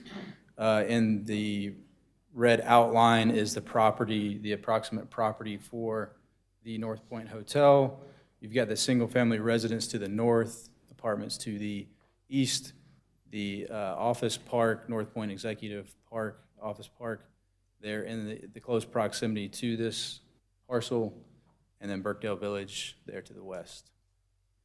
So looking at the growth pattern of the area, just kind of important to note, Stratford Forest, the single-family neighborhood, was established circa 1997, or at least these aerials show that the neighborhood is established at this point. And you can see to the south, the office park is not there yet. It was approved around 99, I believe, and then in 2002, you can see some improvements to that property were made. So looking at the site plan for the proposed hotel, you can see how the hotel is fronts on North Point Executive Park Drive. There is a requirement in the ordinance, for separation, minimum separation from the actual structure to the adjacent property, which is the single-family neighborhood. There is a maximum height allowed for highway commercial or urban workplace building type, which is 45 feet. On the proposed plans, for an example, they showed 36 feet, and what you do is you times that, the height of that building times 3, and that's the minimum height. In that case, at 36 feet, it'd be 108 feet minimum separation. With 45 feet, it would be 135 feet minimum separation, in which the applicant has proposed to separate it by 200 feet. You can see on the site plan the buffer against the single-family neighborhood. There is a 30-foot existing buffer. There are some sparse vegetation areas in there. The important note on this buffer is there is a 100-foot Energy United right-of-way that starts at the property line adjacent to the single-family neighborhoods, and it actually goes into the site. You can see on the screen it goes in partially into the parking lot of the proposed hotel. They have proposed a alternative buffer inside of the parking lot, while they have agreed to also keep the existing vegetation, add a vinyl fence, and do parking lot screening for that buffer screening. On the screen, you see the proposed elevations that we've worked through with the applicant. These show the height of 3 stories. The original height, I believe, was 4 stories. They've brought that down to 3, and this kind of just shows how it sits on the site. Of note, the rear elevation does have windows on that top floor, which we worked with the applicant to try and figure out a different architectural design where those windows would not face the single-family homes. They are still present. So part of an SUP, big portion of it, is the applicant burden evidence application. These go into the 5 criteria required to prove that the special use permit is met. Those are: 1, the proposed special use permit will not materially endanger the public health or safety. 2, the proposed special use will not substantially injure the value of abutting property or constitutes a public necessity. 3, the proposed special use will be in harmony with the area in which it is located and in general conformity with the comprehensive plan and any applicable small area plan. 4, the proposed special use will comply with all of the lot, size, yard, and other standards, which this ordinance applies to all uses in the zoning district in which the property is located. And 5, the proposed special use will comply with all general and specific standards required by the appropriate section of the ordinance for the issuance of the special use permit for this use. So the staff findings with those 5 requirements. For number 1, staff finds that there is no reason to believe that the project would endanger the public health or safety. All applicable fire and safety codes will be met if approved.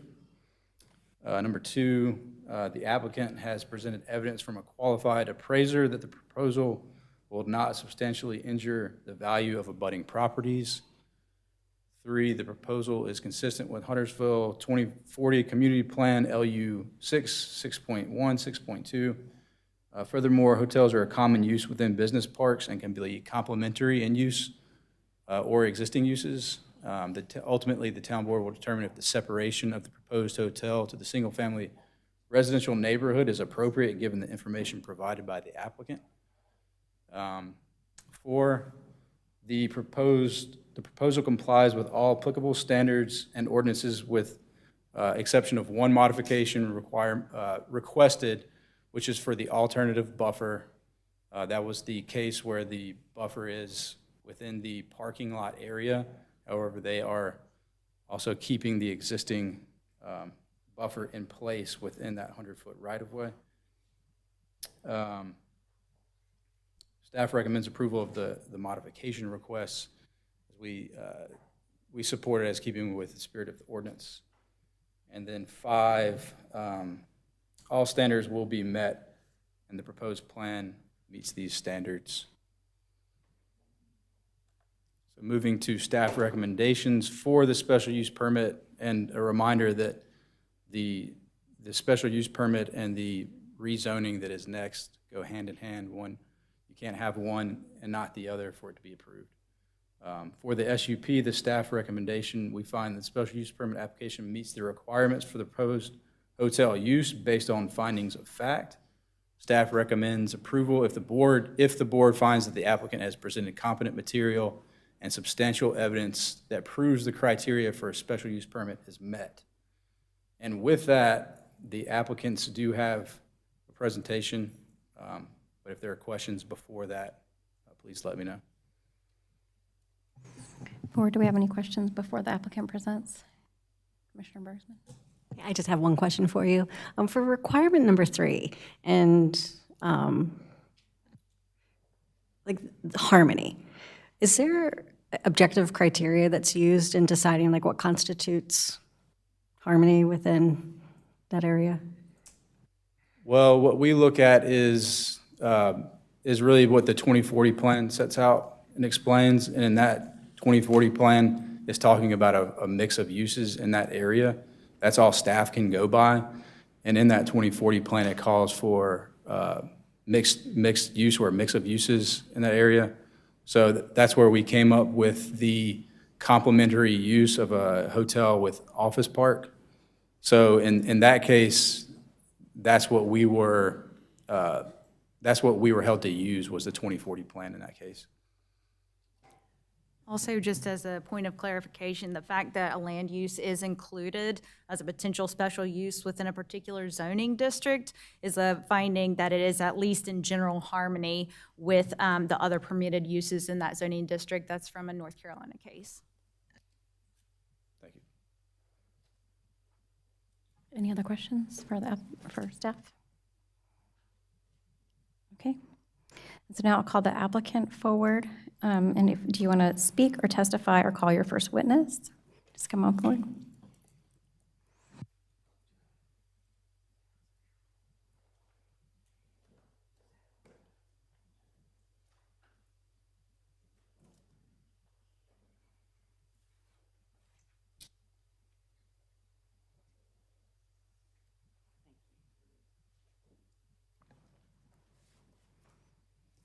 And Ms. Howe, before you begin, will you state your name, address, in relation to the case again? Will you state your name, address, in relation to the case again before you begin? Yes. Thank you. My name is Suzanne Todd. I'm a land use attorney with Johnson Nelson Horton, Charlotte, here on behalf of the applicant, Hotel Ventures of Lake Norman, Inc. Before we get started, Before we get started, I wanted to pass out some binders that include our evidence, if I may do that. Thank you.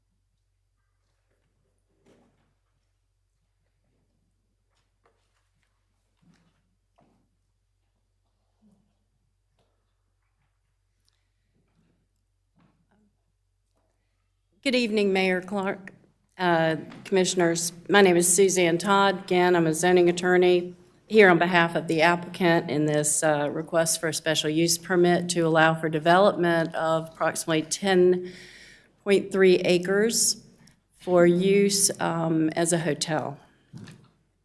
With me tonight, as you previously met, are Hitesh Patel and Rakesh Patel on behalf of the applicant, as well as Tess Filova with WA Engineering, civil engineering firm. And we also have Zach Spurgeon, who is an MAI appraiser, as well as Kyle Winters, also an MAI appraiser here to testify.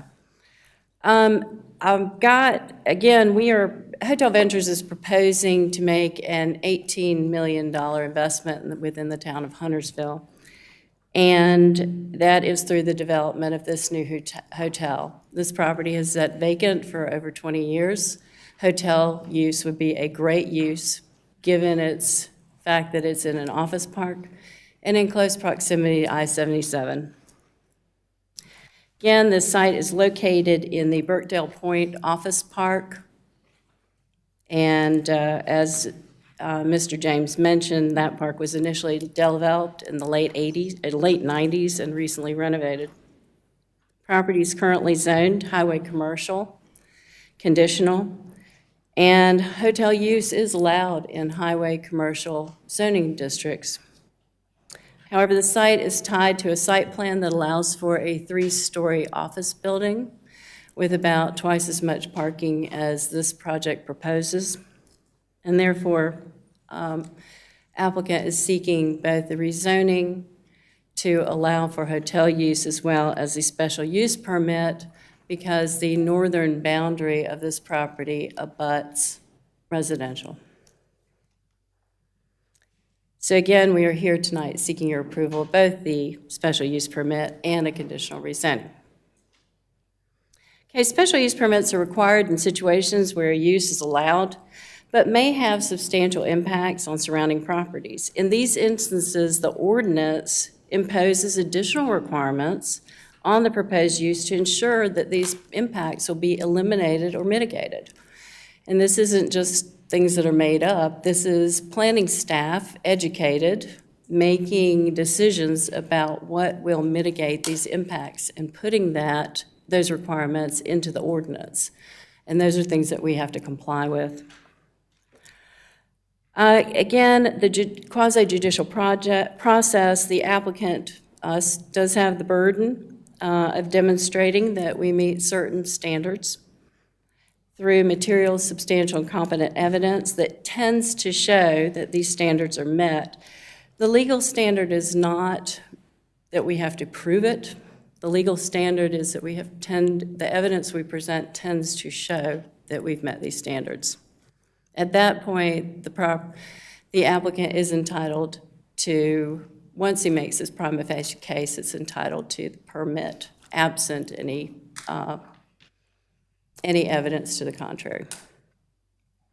While we're discussing these legal matters, I did want to point out that with regards to meeting certain standards, such as safety and harmony, case law does provide there is a presumption that the use is safe if it complies with the required regulations. For example, it meets ordinance and building code life safety requirements. Case law, as Ms. Sloop also pointed out, also provides there's a presumption that a use is in harmony with the surrounding area if it is actually allowed in the zoning jurisdiction or district. So we have provided our evidence that we're presenting tonight in the form of a notebook, and I just wanted to walk through each exhibit with you very quickly. Exhibit 1 is, of course, our site plan. Exhibit 2 addresses special use permit hotel requirements, and these are requirements that the ordinance requires to mitigate the impacts from hotel use. And Exhibit 3 shows the separation that we are proposing against that which is required. So we are proposing, let me go to,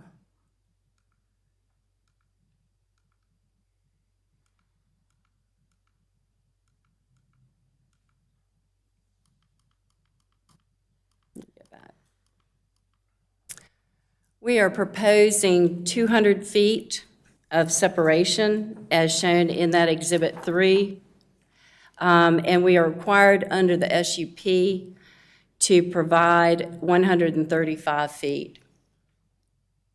Under Exhibit 4, you've got the North Point Executive Park Drive. It is currently a private street, but once it meets town maintenance requirements and is accepted for public maintenance, then it will become a future collector. And that is a requirement as well, but that is a condition that we've put in our site plan that we will improve and bring North Point Executive Drive up to town standards.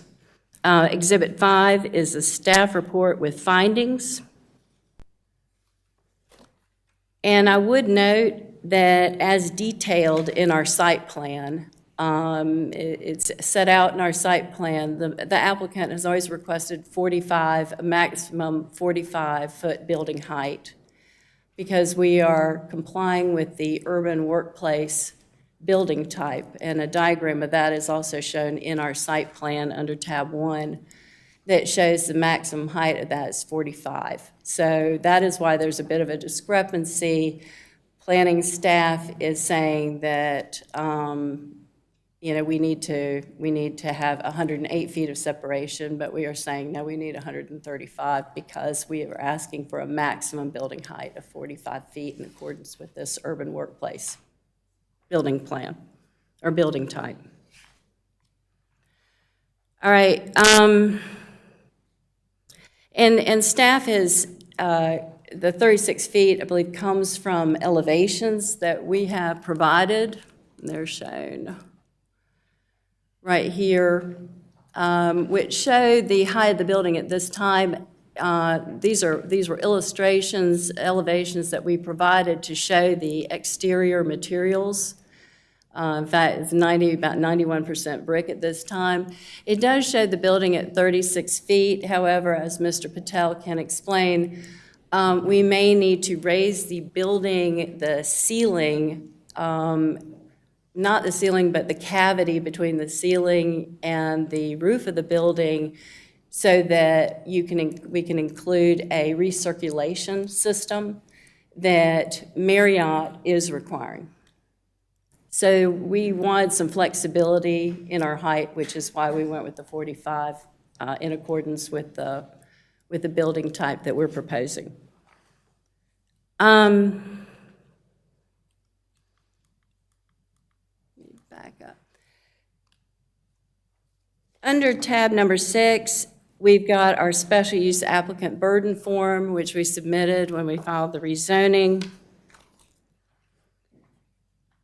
Behind tab number 8 is the affidavit of Zach Spurgeon, who is a partner at Hotel and Clubs, Inc., and he is it's a real estate appraisal and consulting company.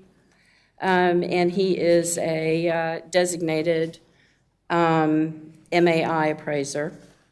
And behind his affidavit, also in tab 8, is an Exhibit A to his affidavit, which is his special use permit supplemental information. It's his impact study.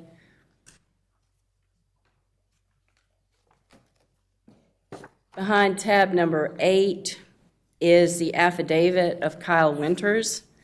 Mr. Winters is a director with Integra Realty Resources, and he is also a licensed general appraiser as well as holding the MAI designation.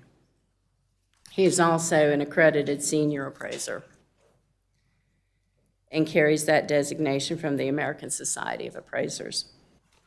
Behind his affidavit is an Exhibit A, which includes his impact study.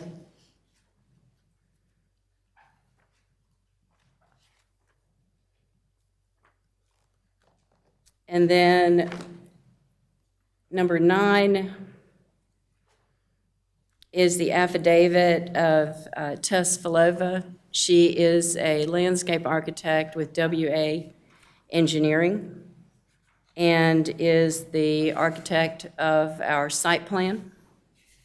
And she, in her affidavit, testifies that it is her professional opinion that this site plan meets and complies with all the lot size, yard, other standards that the ordinance applies to all uses permitted in the zoning district, as well as it's her professional opinion that the proposed special use will comply with all general and specific standards required for this particular use.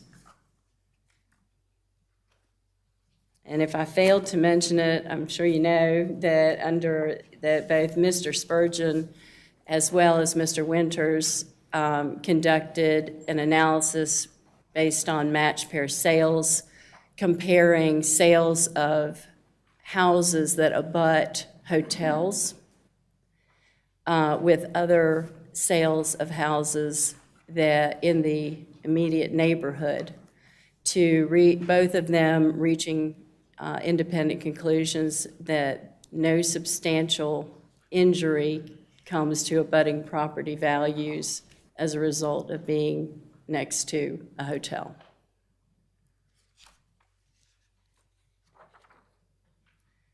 Under tab 10, we have the affidavit of Hitesh Patel. We are not saying that Mr. Patel is testifying as an expert here. He is just giving some facts with regards to the proposed hotel, such as the fact that it will be manned 24/7 and that it's going to be built in accordance with the standards of a upper mid-scale hotel, such as a Marriott, Fairfield Inn, Town Place Suites, or a Hilton.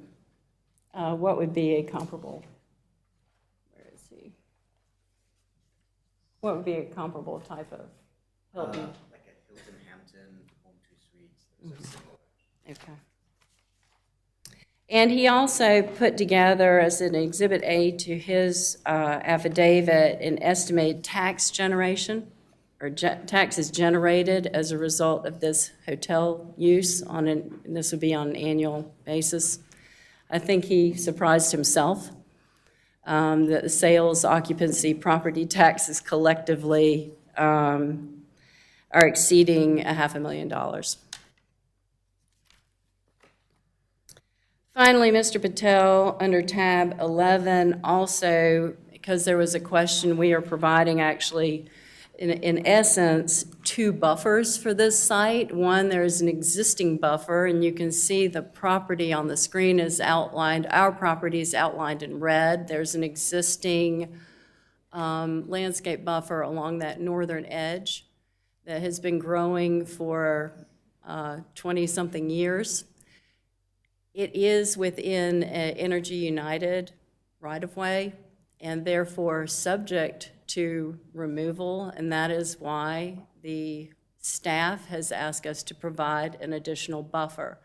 However, Mr. Patel did receive and secure a letter agreement from Energy United, and this is a rarity, wherein they acknowledged that they would only remove those trees, one or more of those trees, if in fact it was dead or dying and somehow either potentially injuring, would potentially injure their facilities or somehow impede their ability to maintain their facilities within that 100-foot right-of-way. I think that's important because I think that they also approved the proposed project underneath their lines and within their easement area. And I think all that is important to show that Energy United is on board with this and that it's very unlikely that that existing buffer will ever be cut. Number 12 is a true and accurate copy of the May 6th, 2024 meeting minutes for the public hearing for the rezoning, and I have tabbed Police Chief Barry Graham's statement with regards to and in response to neighborhood concerns about prostitution and sex trafficking bringing crimes into the neighborhood, and that is simply for has been provided to reiterate and remind the commissioners about that statement. Number 13, we are proposing certain findings of fact. This is the decision statement, and we would ask that if the board determines that we have met our burden, that it grant this SUP and incorporate staff's findings of fact, numbers 1, 2B, 2C, little I1, little I2, little I3, 4, and 5, and that we modify staff's findings of fact, numbered 2A and 3, and replace those with the findings of fact that are set out in the middle of the page as 2A and 3. And the difference between the two is that the staff's findings of fact refer to a building height of 36 feet, whereas we are referring to the building height as shown on our site plan for a maximum of 45 feet. This will, again, this is still a 3-story building. And then we've also provided additional findings of fact based on the various evidence that we've presented in affidavit and the reports.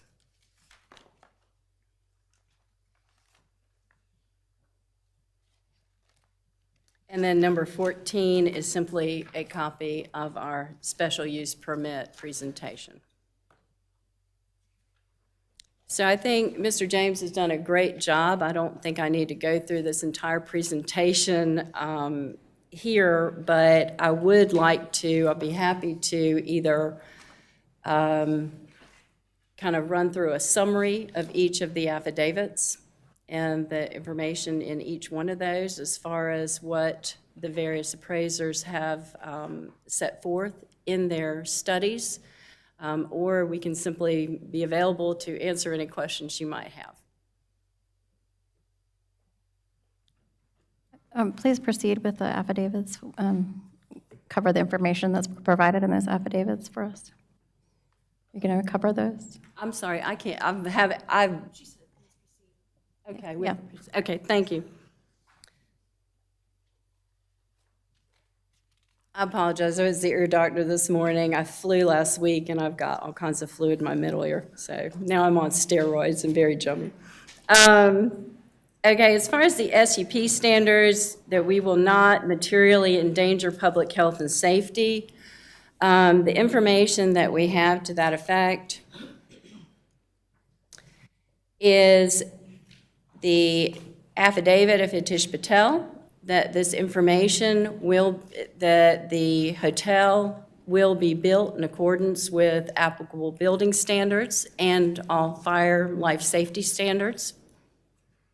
We also have that reiterated by Tess Filova's affidavit, her statement that in fact this meets all ordinance requirements. The proposed use, if built in accordance with the site plan, will meet all standards of the ordinance and comply with the applicable regulations.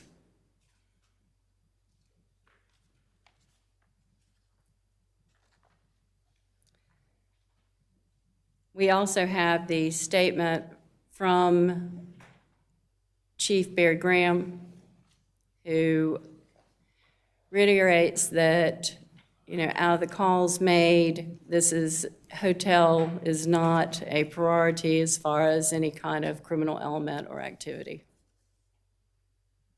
And again, there is a presumption that if a particular use is built in accordance and complies with ordinance requirements, that it is deemed safe.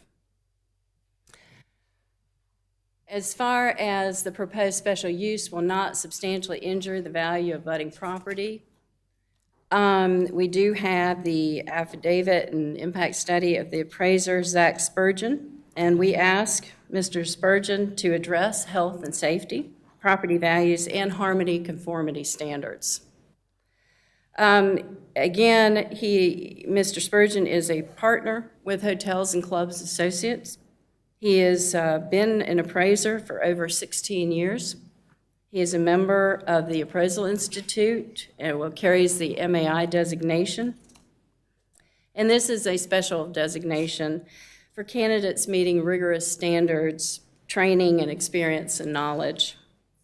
And he does carry a certificate in hotel real estate investment and asset management from Cornell University.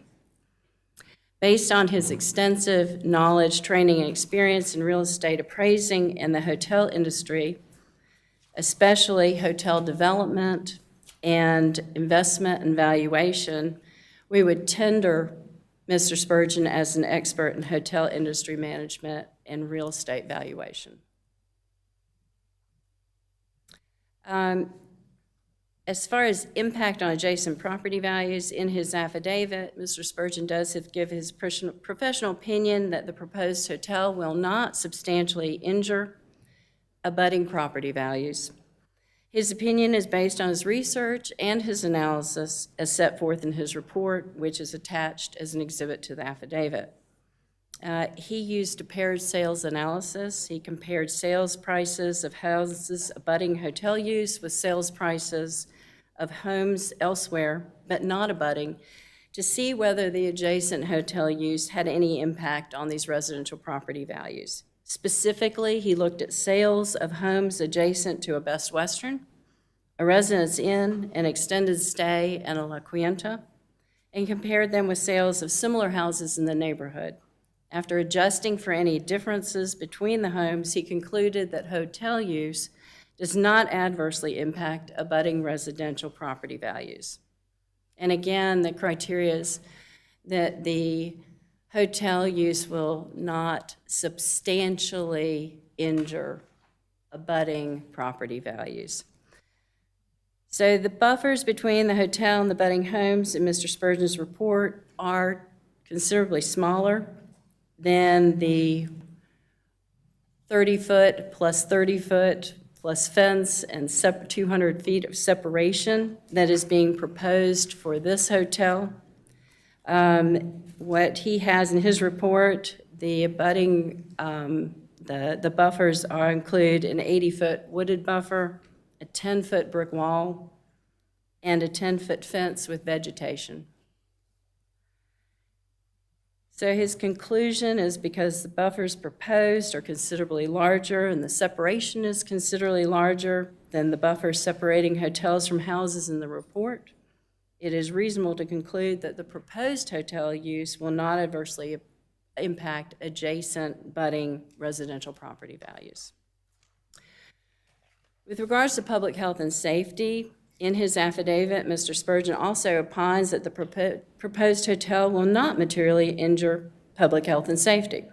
Again, like all commercial structures, this hotel's got to meet all applicable building standards and code requirements, including life safety regulations such as sprinklers and exit requirements. Prior to construction, this project is going to be required to secure all necessary approvals and permits, such as DOT driveway permits and soil erosion permits. Mr. Spurgeon's opinion is also supported by staff's findings of fact in its report that it sees no reason why this particular use would endanger public health and safety. And this is proposed to be a franchised hotel, and they are required to meet higher, more intensive maintenance standards.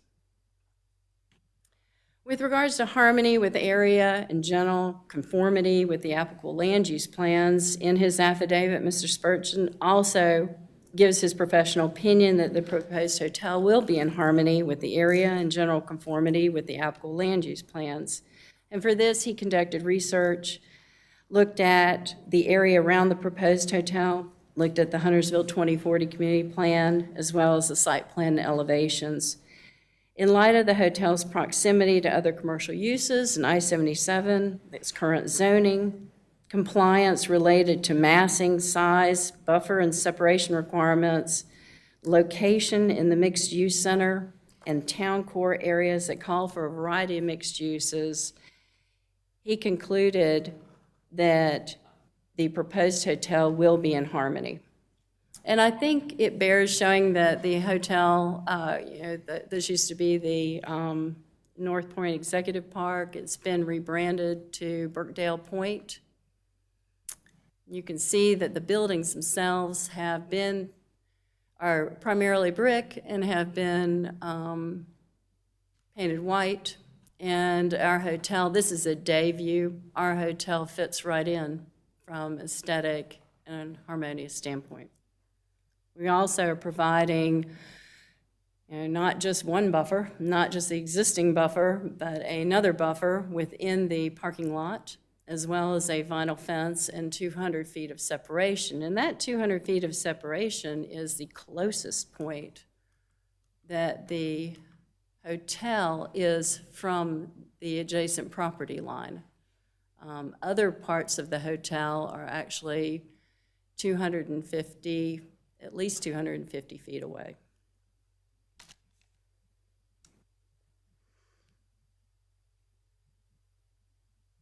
So we also ask appraiser Kyle Winters to do some research and address property values and whether hotel use substantially injures abutting values, home values. As far as qualifications for Mr. Winters, he is a graduate of Virginia Tech, has a Bachelor of Science in Finance.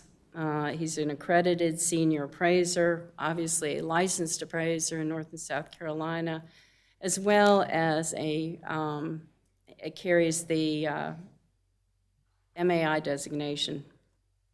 And he has extensive knowledge, training, experience in commercial real estate appraising and valuation. So based on that, we would tender Mr. Winters as an expert in property valuation as well. In his affidavit, Mr. Winters gives his personal opinion that the proposed hotel use will not substantially injure adjacent property values. His opinion, again, is based on his research and analysis as set forth in his report, attached as an exhibit to his affidavit.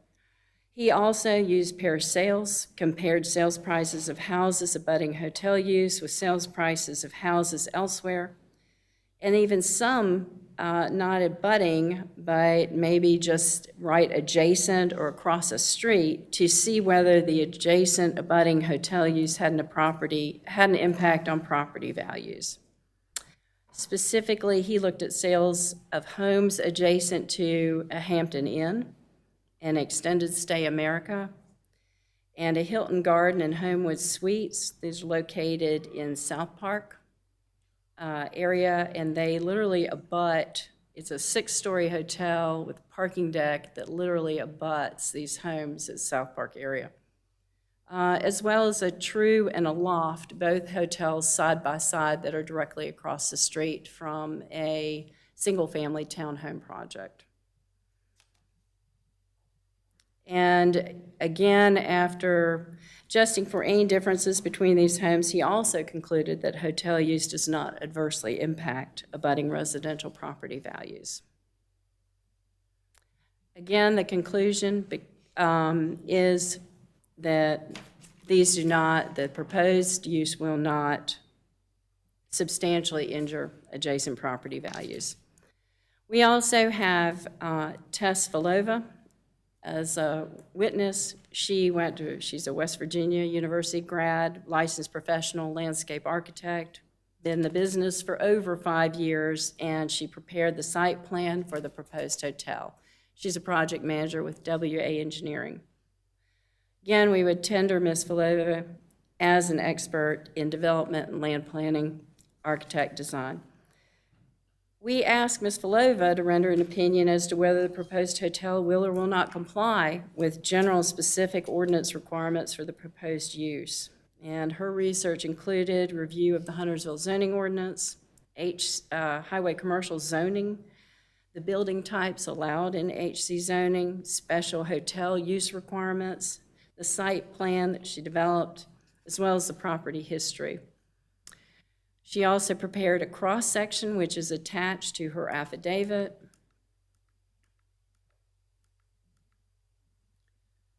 That graphically illustrates how the proposed hotel meets or exceeds ordinance requirements. Ms. Vilova determined that the site plan meets and exceeds ordinance requirements, including those intended to mitigate any impacts from the proposed use on adjacent and abutting properties, the hotel. In her affidavit, Ms. Vilova renders her professional opinion that if built in accordance with the site plan, the proposed hotel use will comply with all general and specific ordinance requirements for the hotel use. Finally, we do have Mr. Patel's affidavit. And as previously mentioned, Mr. Patel well, as you know, you may not know this, but he's vice president of a family-owned business that, in fact, owns and operates over 20 hotels across the Southeast. He's not running an expert opinion, but he's certainly an expert in hotel development, ownership, and management. He has been sworn in, available to ask any questions. So with that, all these folks are here and available to answer any questions you might have. I thought this was an easier way than making everybody stand up here and testify. I thought it was a little faster, so. Sure. But everyone's here and more than happy to speak. Okay. Board, do we have any questions for Ms. Todd or any other witness? Ms. Dumas, Commissioner? I have a few for the appraiser. For the appraisers. Appraisers? Mr. Spurgeon, Mr. Winters, would you come up, please?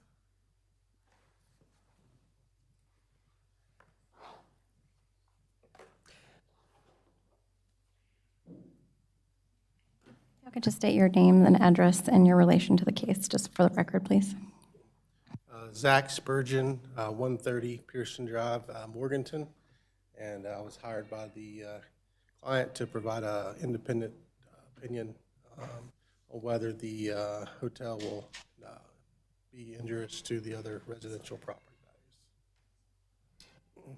Kyle Winters at Integra Realty Resources, 214 West Tremont Avenue, Suite 200 in Charlotte. And I was also hired by the applicant to determine an independent study of whether a proposed hotel would have an impact on abutting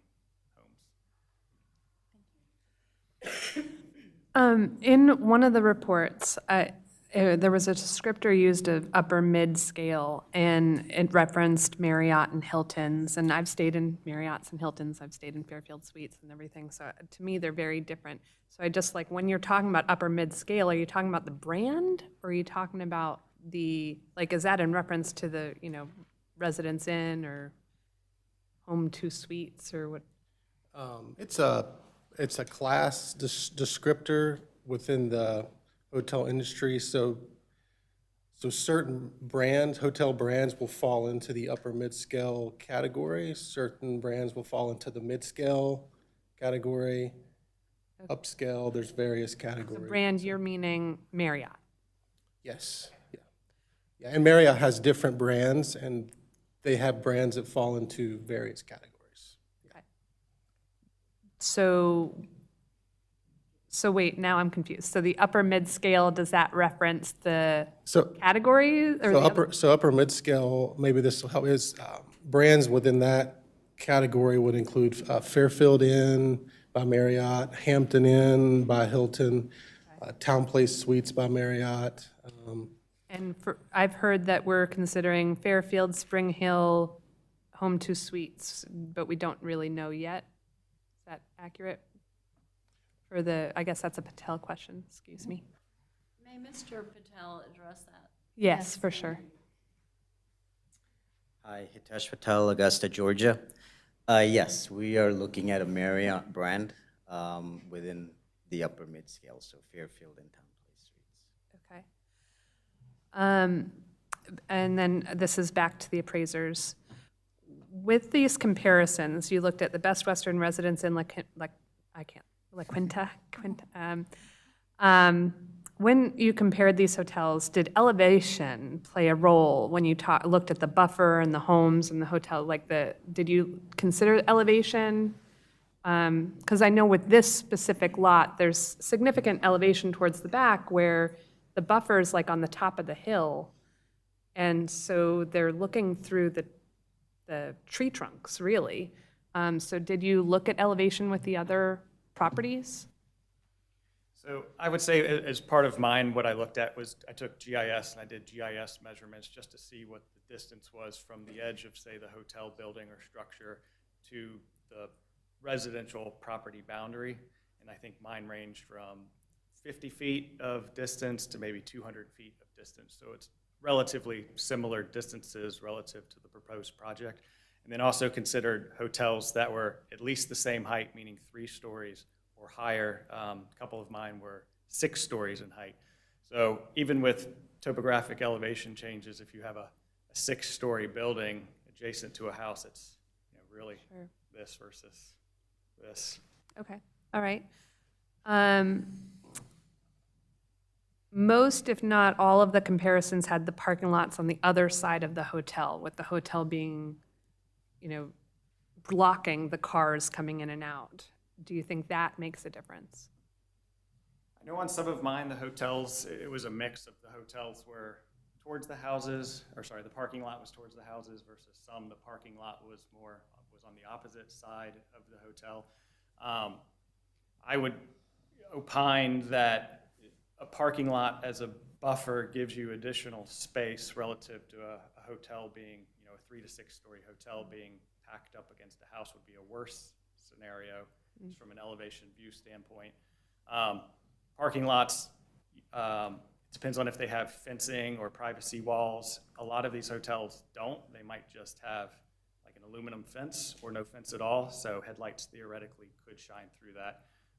Some would have privacy fences or walls, which headlights on a car are about 3 feet high, 4 feet high, so it would block those headlights. Okay. And I was a little confused earlier about the buffer that is proposed. The 30-foot buffer is this might be a town question, but the 30-foot buffer, is that at the back of the lot, or are we including the middle of the lot buffer in that 30 feet? No, no, ma'am. It is, let me see. I can get, okay. The 30-foot buffer, if you can see the property, the site is outlined in red. And that 30-foot buffer is the vegetation that is between the red property line and the fence, which is delineated, it looks like a solid line almost. It's kind of a brown color. And it goes down the length of the rear of the properties and then cuts, makes the dog leg left down closer to the detention pond to act as sort of a natural kind of buffer that nobody can really walk through there. So that is the existing vegetative buffer that's been there for over 20 years. It's part of the office park. It was required for the office park, a 30-foot buffer between the properties to mitigate impacts from the office. And that same 30-foot buffer is required for hotel use as well. Okay. However, because it is in a utility easement and, under some rare circumstances, some of the trees could be removed as set forth in that Energy United letter. We were asked to provide another buffer, which is why we provided both the 6-foot vinyl fence as well as the 30-foot interior buffer that's in the parking lot, and that will have a mix of vegetation in it to provide additional screening. And then on top of that, you've got the perimeter parking vegetation, which is required, of course, around the parking lot itself. And as you did notice and you pointed out, you're correct that that existing vegetative buffer, you can see the house on the cross section as you move over. It actually is up kind of higher up on a berm just by natural geography. I'm glad you pulled this up. My question was also kind of about this section.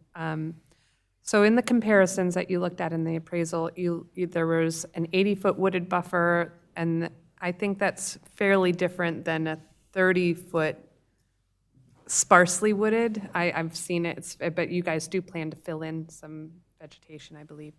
And so I guess, like, in your comparisons, they looked very different to me. 30-foot versus 80-foot, that, I don't know. I guess I just wonder if that would impact. So the South Park one that she mentioned, for example, it has a 50-foot buffer, of which the hotel property itself has almost no buffer on the hotel property. They do have a privacy wall, but very few sparse trees. The majority of the existing buffer is actually the homeowner's adjacent buffer of just trees that have grown over 20 years. Okay. So the South Park one's a good example just because it's only 50 feet and the hotel itself doesn't really have anything other than a privacy fence. Okay. And then in mine as well, there's waterfront at Langtree in Mooresville. There's a True by Hilton in Aloft. It has almost no screening with literally houses directly across the street from it. And no privacy fence. And I'll add that one of my examples did have the 80-foot wooded buffer. That was the one here in Huntersville. There was an example down in Pineville that was an extended stay America that had a wooded buffer, and it ranged from about 25 to 40 feet, depending on the homes. It kind of didn't go at a straight line, but and then there was one other example that just had a 10-foot fence separating the residential homes from hotel.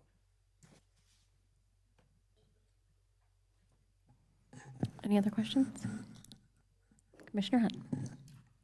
My questions are for the, I would also like to point out that I think this came in after the public hearing, that the applicant has agreed to the extent that there are any, holes in the existing buffer, that it will fill in as necessary to provide screening. my questions are for the appraisers too. What are some things that could impact property values for homes near hotels, and could any of those factors apply in the future in the case of this development?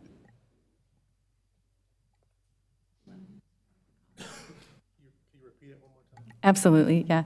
What are some things that could impact property values for homes near hotels? Like, can you provide some examples of that, and could any of those apply in the future in the case of this development? Yeah, I mean, I want to answer it, but it is a little speculative, just because of like the research that I conducted, and I looked at as many as that I could find that had recent budding home sales, and none of them indicated any sort of negative impact to the sale prices. So I don't know necessarily like what might, from a hotel standpoint, negatively, like from a pure speculating, like roadside motel, maybe, but that's not what this is or would ever be. Okay, just as a person who doesn't have the same education that you do, I guess I was just curious if there was like certain parameters or things that you look at. So this is really more educational. Yeah, I mean, like, so you have franchise hotels, which are, you franchise them with a national chain, which is like with Marriott or Hilton. And so when you franchise with them, they have pretty strict requirements, and they actually send out people on a regular basis that inspect the hotels and make sure that the owners and managers are keeping all of the quality up to code, that there aren't guest complaints. And I mean, I'm not a hotel manager or operator, so it's probably a better question for Mr. Patel about that. But I mean, they're required to maintain a certain level of operational standards and quality. Understood, thank you. Any other questions? Commissioner Bergsman? I think my first question is for Mr. Patel, because it's a hotel question, and it kind of is related to one thing that Commissioner Dumas asked earlier, but you talked about the different tiers. But I'm just still a little bit confused by that, because I've stayed at a lot of Marriott's, or Marriott-owned properties, from Ritz to the Fairfields and Spring Hill and Protea in South Africa, so I've been at almost all of them. And I thought there were different classification categories. And on the website, I was looking it up. It has like select, premium, and luxury, with Fairfield and Spring Hill within that select category. So I'm just a little bit confused by, what you said earlier versus, what I've seen for the Marriott brand before. and how it categorizes its hotels? Marriott, several years back, they acquired Starwood hotels. So they grew their portfolio of brands to, I think today, more than 30 brands. So to kind of distinguish them a little bit, they came up with these classifications. So, that's how they came up with mid-scale, upper mid-scale, luxury, and premium luxury, which are like your Ritz-Carlton and so forth. So essentially, they just separated those from a service level, the type of service you would receive at each one of those. You receive the same quality, great service, customer care service, but the amenities may change based on the different tiers. So which of the hotel brands would be in the next category below? I think the 4 Points, Sheraton 4 Points, those type of go down in the next category below. Okay. And then I only have one more question, but I think it's more for our attorney, Emily, because I know some comments or some remarks from our police chief during a public hearing have been mentioned a couple times, and I just wanted to make sure if that's something that should be disregarded or if that is allowed to be part of this evidence. So the information that was included in the binder is a public record. So that was information that was and did occur at the public hearing for the rezoning. So this information, though, is still being included and presented as a public record document in the binder as evidence. So because it is included in the binder as a public record document, which is typically admissible, then it can be considered.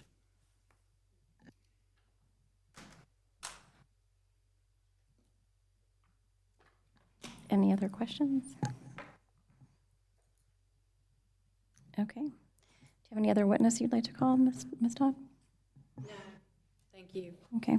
And Ms. Todd, would you like to make a closing argument? Ms. Todd? No? Okay. Okay. So if there are no other questions for the witnesses, we are going to move into deliberation. No other questions? Hearing no additional questions or presentation of relevant facts, the board will now begin deliberation. The evidentiary hearing remains open, so the board may ask clarifying questions if needed. As a reminder, this board is tasked with deciding if, based on competent material, substantial evidence presented at the hearing before this board, this proposal meets the applicable standards. If the applicant meets their burden of producing competent material and substantial evidence that the standards in the ordinance will be met, the burden shifts to the other parties opposing the application to show competent material and substantial evidence that the standards in the ordinance will not be met. If conflicting evidence as the standard is presented, the board will weigh the evidence and determine which side's evidence is more credible and reliable. If the applicant does not meet their burden of producing competent material and substantial evidence that the standards in the ordinance will be met, the board must deny the application. The application as originally submitted was considered by the planning board, and the planning board made a recommendation. Nothing that occurred at the planning board level, including the planning board's recommendation, is considered evidence that you can use to base your decision on. However, the planning board's recommendation may be useful in the board in identifying issues that this board may want to consider and evaluate based upon the evidence that was presented at the hearing before this board.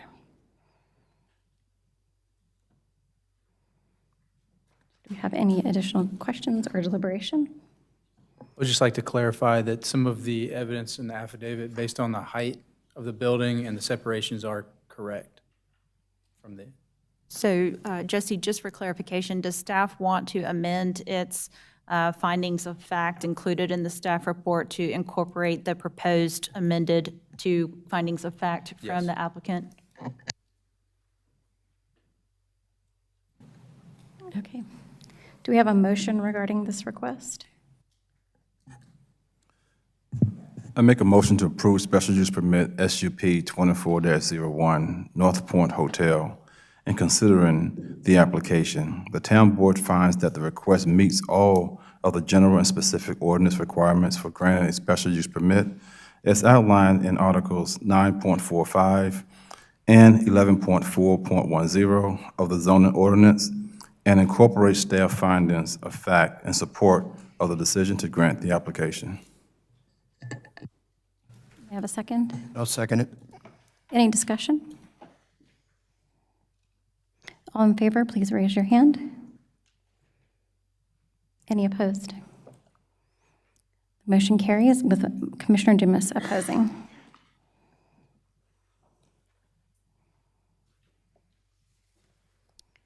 Okay. Now we are on to item 10C, to consider a decision on petition R204-01, a request by Hitesh Patel on behalf of Hotel Ventures of Lake Norman to rezone 10.328 acres. Mr. James.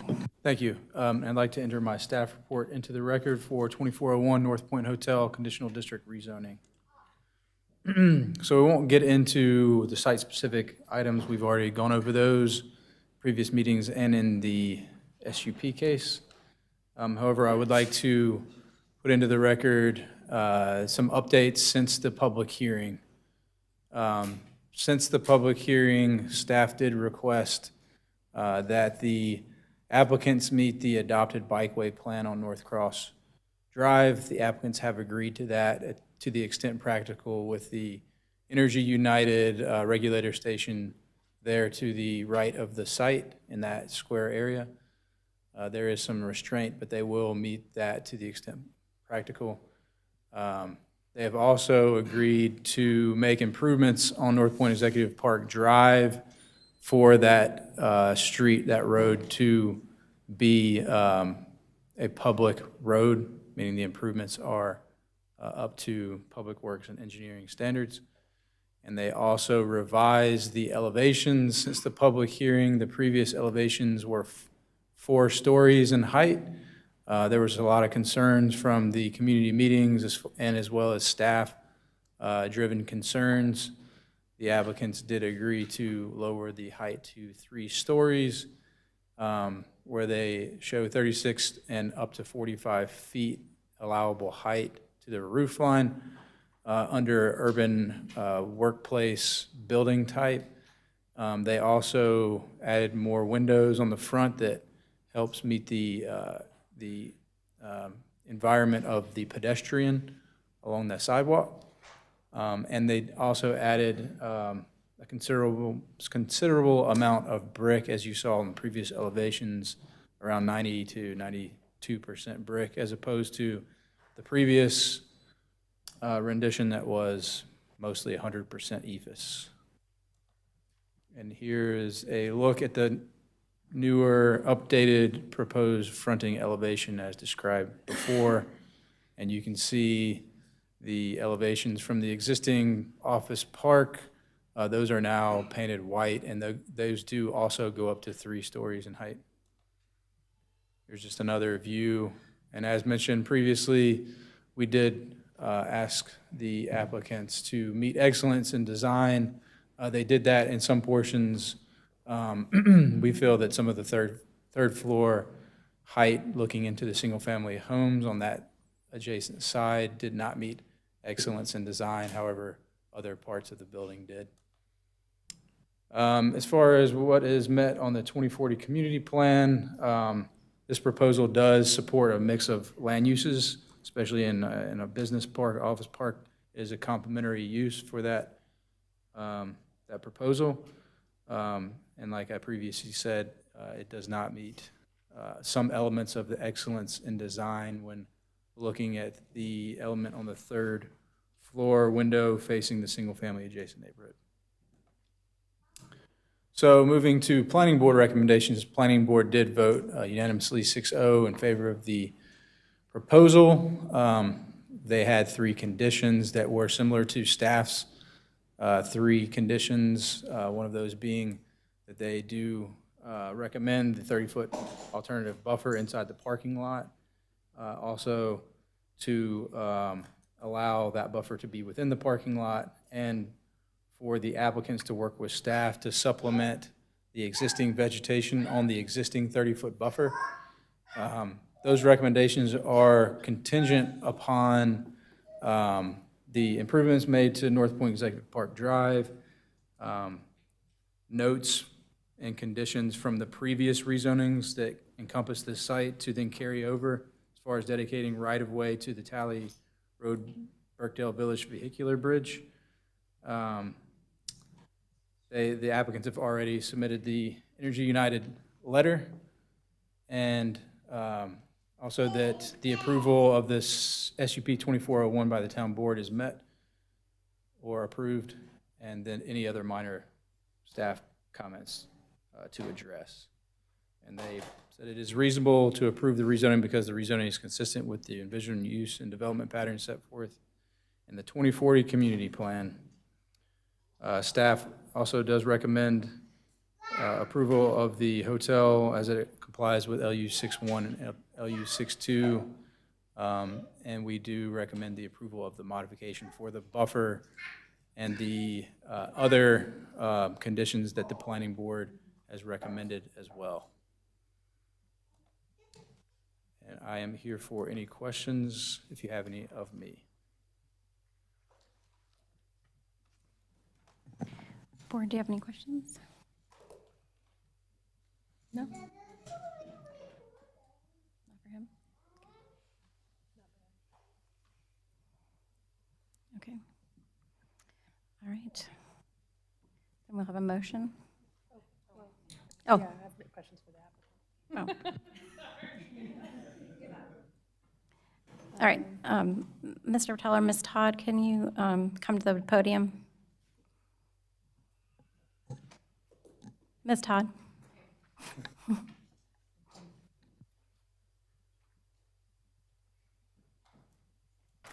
Commissioner Dumas? I just had one additional question. In the community meeting notes, there's an answer regarding car lights that states that there's going to be a screen around the parking lot, and I just haven't seen that referenced anywhere else, and I'm curious what that means. Oh, okay. So we're required by the town to have a parking lot perimeter screen, which we do have shown on our plans. In addition to that, we also have the 6-foot vinyl fence. So what does a screen mean? Is it Plantings. the plantings? Okay. Yes, Okay. sorry. That's all I needed to, that's okay. That makes sense. All right. Okay. Yep, that's it. Mayor Pro Tem Hunt, do you have a question? In some of the notes, there were some questions from residents, and they asked if the applicants were getting security cameras capable of reading license plates. Was there resolution to that? So we do put security cameras both inside and outside by the parking areas. We haven't really looked into reading license plates. That's something we'll have to consult with our attorneys just for certain privacy reasons and so forth. Sure, sure, okay. And actually, I do have questions for staff. Is that okay? Okay. Sorry, I have a question for staff. Can you remind us about the ordinance with our lights? Like, will there be light pollution from the lights in the parking lot? Right, so the applicants, if this was to get approved, they would go to construction plans, and at that point, we would require them to meet the lighting ordinance. And in that case, you can't have lighting spillover of over a 1-foot candle to the property line, and all lights would be focused down. They couldn't be focused out, so they have to be full cut off, meaning there's no lens under a screening, if you will, of the light fixture. So they would not be allowed to create any light spillover onto the adjacent properties. Okay, thank you. And then, if there are ever noise violations, what should people do? They would go with any other site in town. I think it's I'm not sure of the decibel level. Yeah, I mean, they would contact the police department, and it would go just like any other use in town. Right. Okay, thank you. Commissioner Workman? So it's been mentioned that there's going to be additional vegetation planted back towards the rear of the property. Is that, can you tell me a bit more, like, do you like an idea of what that's going to look like? Is it going to be evergreens, or are evergreens even allowed in that section? What we would do is work with the applicants on looking at what's existing now, whether it's deciduous or evergreen. And if there is, too much deciduous in one area, we could supplement evergreen. But the applicants can speak more to that with their ideas. We've committed to evergreen plantings. Okay, and there's, and that's allowed in that part of the right-of-way? There? Yes. Okay, because Yeah, it would be specific to what's allowed under Energy United species list. okay, yeah, because one of the things I wasn't sure of looking at the site plans is where the overhead lines are in relation to the fence. So that's what I wasn't trying to find out, that's a space that's not in conflict with the lines. Right, those would be smaller perimeter parking plantings that would be under the power lines, I believe. And those are on a list as far as how high they can go, but that's a list provided by Energy United. And as we mentioned in that Energy United letter, we actually sent them, Mr. Patel actually sent Energy United our plan and said, will you approve this? And so they've looked at it and they're okay with it. Okay, and then also on the cameras, can you guarantee that you'll have cameras on that back part of the parking lot on the other side of like that internal buffer? No, I think the cameras are intended to just like the parking lot. They're looking down at the parking lot. I think she's asking. Yeah, but, so you have that kind of internal buffer modification, and then you have more parking lot. Is that second Yeah, part we of the can add parking lot? cameras there, aiming strictly towards the parking lot and back towards the building. That's what I mean, yeah. So you do plan, or you will have cameras in that area? And what about that section where the fence ends over by the retention pond? Retention pond. Typically, we don't like shine a camera outside of the development area.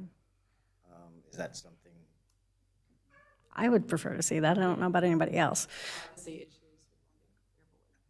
I mean, more so not out. we can. A camera that would be directed, so if someone would be coming from the property side.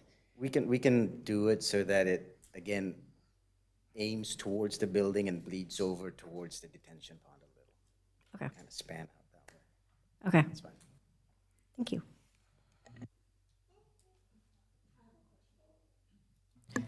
And this may be for the applicants, I'm sorry. Excuse me, I'm losing my voice tonight a little bit, but just bear with me. I know you referenced Energy United and the letter that you received from Energy United. Reading over it in regards to the buffer, Energy United stated that they will not cut, clear, or otherwise remove the trees. So who's going to be responsible for the upkeep of making sure that that is cleared out, or if vegetation grows up? Who is responsible for that? Or is that something that the hotel is responsible for the upkeep, or is there an agreement with you and Energy United, because they stated here that it will not cut, clear, or otherwise remove the trees and landscaping? I think, and I may be wrong, but staff can help here. Okay. I think we're supposed to cut or trim as an applicant. They have the right to trim any trees that are in conflict with their lines, but stated in the letter, they won't clear any trees for buffering unless they're in conflict. And if they do clear trees for any given reason, the applicants have requested that they would plant any supplemental plants back. Okay, thank you. Any other questions? Okay, are we ready for our motion now? Okay, Commissioner Walsh. Thank you. I'd like to make a motion to approve petition R24-01. Considering the proposed rezoning petition R24-01, North Point Hotel, the town board finds the proposal as generally compliant with the town of Huntersville's site design and architectural standards and consistent with Huntersville's 2040 community plan, including policies LU6, LU6.1, and LU6.2. The town board finds that the zoning is consistent with the character of the surrounding rezoning, and given the distance of separation and proposed buffer to the adjacent single-family properties, the town board believes this plan is consistent with the spirit of the zoning ordinance. The zoning ordinance is approved with the following conditions. Number one, The applicant's request to modify the required 30-foot buffer along the residential property line with an alternate buffer built within the parking lot is approved. The applicant's request for modification to allow a portion of the proposed parking lot to be outside the proposed alternative buffer is approved. The applicant shall work with staff to supplement the vegetation in the 30-foot buffer along the residential property line. Number 4, the applicant shall make improvements necessary along North Point Executive Drive such that the street may be accepted as a public right-of-way prior to issuance of a certificate of occupancy. Number 5, the developer shall acknowledge on their conditional rezoning plan the following was agreed to in rezoning R98-10 and R07-17. Townley Road is currently constructed to the eastern terminus on Lot 1 as described on map entitled Final Plat of Birkdale Village, Map 1, recorded in Map Book 33, page 319, Mecklenburg County Public Registry, identified as the current Townley terminus.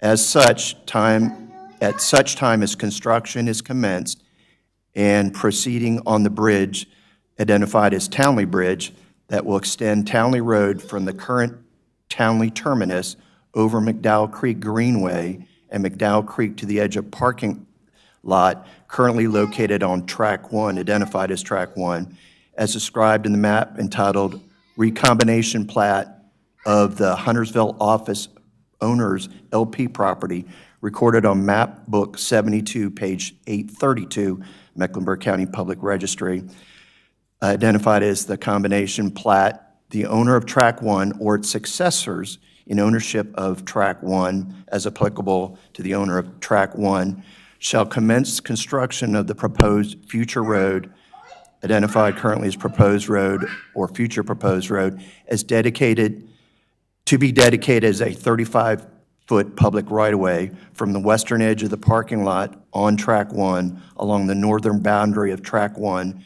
to the North Point Executive Park Drive, constructed or to be constructed in the approximate area within the parking lot. As shown on the recombination plat, the owner of Track 1 shall use commercially reasonable efforts to complete construction of the proposed road to coincide with the completion of an opening of the public of the Townley Road Bridge, and upon completion shall dedicate the proposed road to the public. Number 6, address all other staff comments that are remaining. As a point of clarification, do you also want to include as a condition the cameras as requested and agreed to based on Commissioner Bergman's questioning? Yes. It is reasonable in the public interest to approve the rezoning plan because it is consistent with the envisioned uses and development patterns set forth in the 2040 Community Plan. May I have a second? A second. Any discussion? I have something. Commissioner Dumas. Do you want to go? You go. Huntersville land is a limited resource, and I believe we should be picking projects that are a value add to our town. We can afford to be picky. I don't see this as a needed or valuable add, and I'm completely okay with the land sitting unused until we find the right value add. If I remember correctly from the hearing, there are 16 extended stay hotels in Huntersville, with a couple more approved and yet not yet built, most of which at 60% capacity. We don't need to approve one that's closer to the residents than need be, that has windows facing into the homes of residents, that can't guarantee an undisturbed buffer, that can't guarantee that the privacy fence won't be in an emergency right of way. I'm not opposed to hotels. I think we desperately need one that has really beautiful space for us to host events here in Huntersville. They're great for tax revenue, taking the burden off of our residents. I just think that this isn't the right one for us right now. My vote will be a no. Commissioner Quarles. Hotels are subject to a sales tax, and I understand that we participate in all sales tax generated in the county, whether it's a Huntersville hotel, Charlotte, etc. In FY '24, and these percentages are subject to change annually, we receive approximately 1.35% in sales tax generated in the county. Then there's an occupancy tax. We receive approximately 56% of hotel tax generated in Huntersville. Of that, 28% is guaranteed to fund Visit Lake Norman. So with that said, we use about 40% of our hotel sales tax generated in Huntersville. In dollars, we generated $786,385 occupancy tax thus far in FY 2024. 12 months in the previous fiscal year, we generated $797,195. We received quite a bit of comments from the residents from the community who's opposing this proposal. Comments such as human trafficking, pedophiles peeping into your yard or windows, or criminals coming to your yard, as well as noise from the hotel parking lot. In gathering information for a decision concerning this proposal, I learned that we do not have an issue with partying and or noise at our hotels or incidents or arrests relating to human trafficking. I visited the site. I also drove through the neighborhoods. Some of the people who reached out to us do not live on the street near the proposed hotel. I also saw that some of the homes have evergreen trees as a border. In collaboration, I think a win-win for all parties would be to have the applicant to plant green giant arborvitae, which is a fast-growing evergreen. The average height of a two-story house is approximately 40 feet, and that's from the floor to the top of the roof. And that is if the home is built on a slab. These trees mature at a height of 50 to 60 feet, and they spread as wide as 12 to 20 feet wide. They're used for screening. In addition to this collaboration, I believe the concerned residents could possibly give easement to the town of Cornelius, and their town commissioners could build them a privacy wall that would block the view as well as any opportunity for someone to climb over it. In doing this, I think it could satisfy all parties.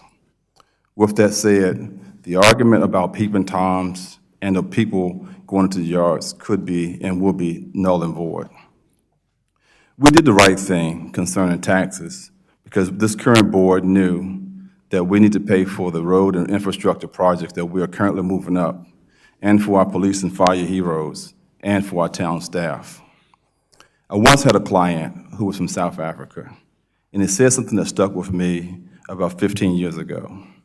He said in South Africa, if you go to the movie theater, and let's say the movie theater costs $15 for entry, the movie theater may have already started. Let's say it's 15 minutes into the movie. You walk up to the ticket agent and you say, hey, would you accept $1 for entry? More likely than not, that person would accept that offer. Here, if we go to the movies, and this was already started, the theaters are still going to want full ticket price. In business, every dollar counts. I believe that $1 has more value than zero. Managing town is like running a business. Some have said we don't need any more hotels. We already have enough. Then some have said to me, it's okay to approve the hotel, but not there. I asked, how many hotels have gone under and locked their doors in our area?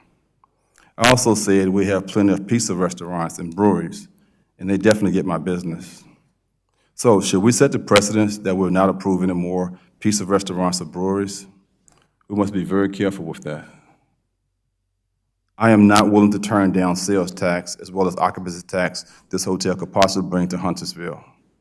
There's a lot we can do with it. As we bring in more businesses, it will someday bring a calm concerning our residents' personal property tax. Because even though we know personal property tax help, we know that it's not the answer to pay our town bills.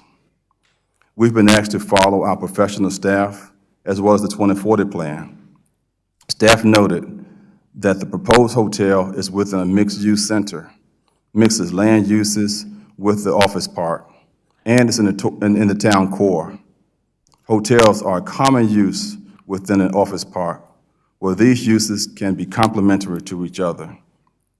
And considering the proposed rezoning petition, R2401 North Point Hotel, staff recommends approval as they find the proposal as generally compliant with the Town of Huntersville site design and architectural standards, and its consistency with the Huntersville Community Plan Policies LU 6, 6.1, and 6.2. Given the distance of separation and proposed buffering to adjacent single-family properties, staff believes this plan is consistent with the spirit of the zoning ordinance. With that said, of the emails received, and I humbly and sincerely thank each person who emailed me, no concerned residents presented to me any factual evidence. So evidence from the hearing, potential revenue from taxes, notes from staff, and my lot of comments, I respectfully say, my decision is not a personal decision. It would be solely based on what I believe is the right thing to do. I will be voting in favor of this proposal and hope that my colleagues will do the same. Set any personal feelings aside. Vote based on factual evidence and put the residents of Huntersville first. Any other discussion? Commissioner Bergman? You can go ahead.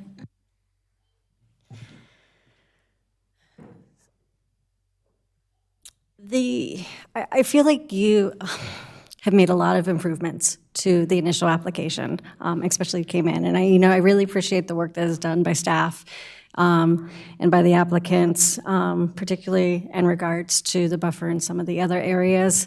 The one thing that I can't get past is, and I know that this had been talked about in discussions, is the orientation of the windows.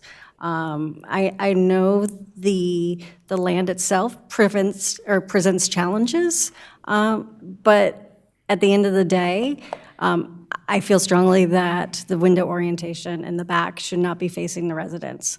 So I'm going to keep this short, and I am going to be voting no. Commissioner Walsh? Obviously, I'll be voting in support of this. This is a plan that is supported by our planning staff. It was a unanimous vote by our planning board in support. This is, at the end of the day, a business park, and whether there's a 3-story hotel or a 3-story office building, this is a compatible use in a business park, just like we see in the Park Huntersville. In fact, in the Park Huntersville, we not only have businesses, hotels, but we have single-family homes and multi-family homes. Anyway, this is a great commercial investment for Huntersville. It'll bring tax revenue to Huntersville, which helps reduce the residential tax burden, and also just provides a place to stay for folks who visit Huntersville.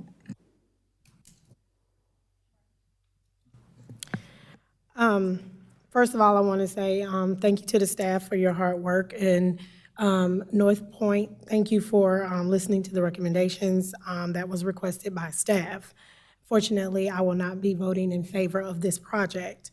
I'm going to keep it short. I think initially North Point was approved for another location, and when asked previously why this project moved to this specific location, it was stated based on proximity to the highway.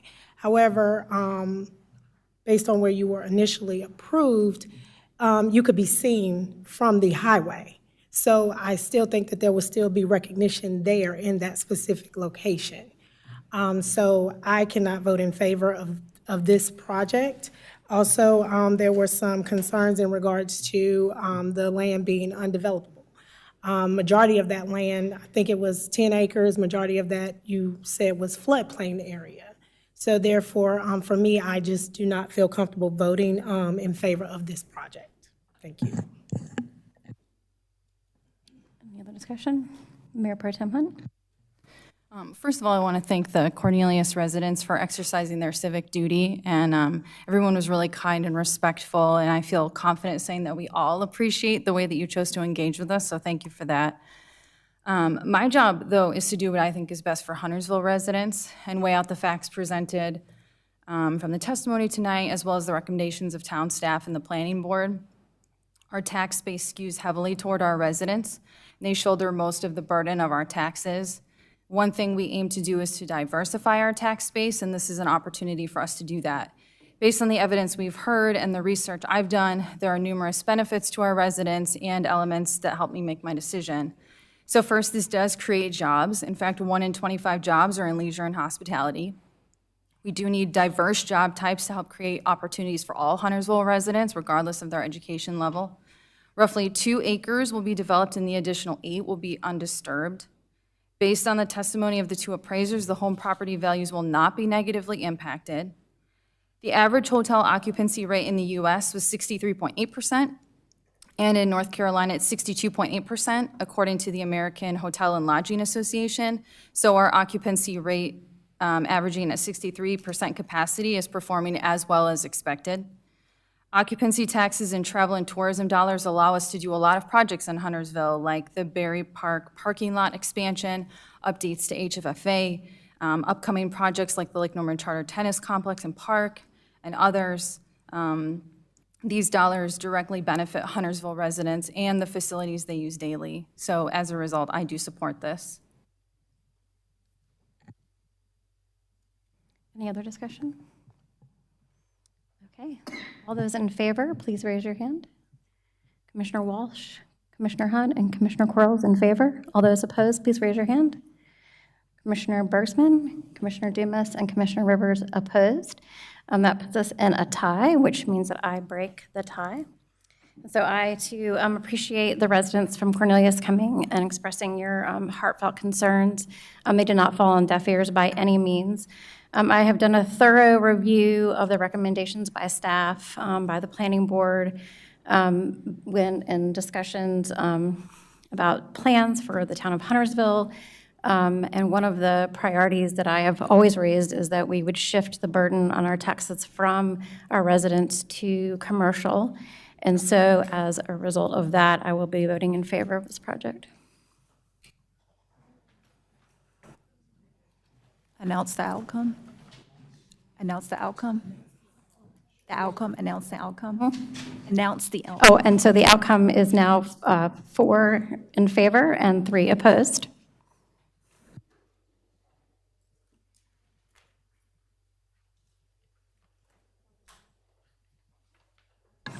Item 10D is to adopt a resolution authorizing execution of Kroger opioid settlement and approving second supplemental agreement for additional funds. Ms. Sloop?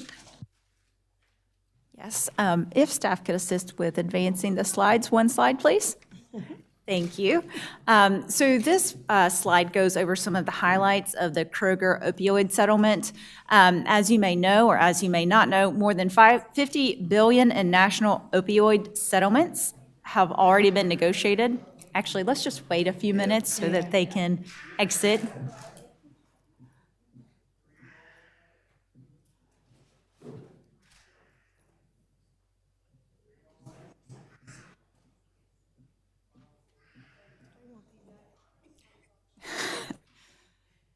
You're back in school.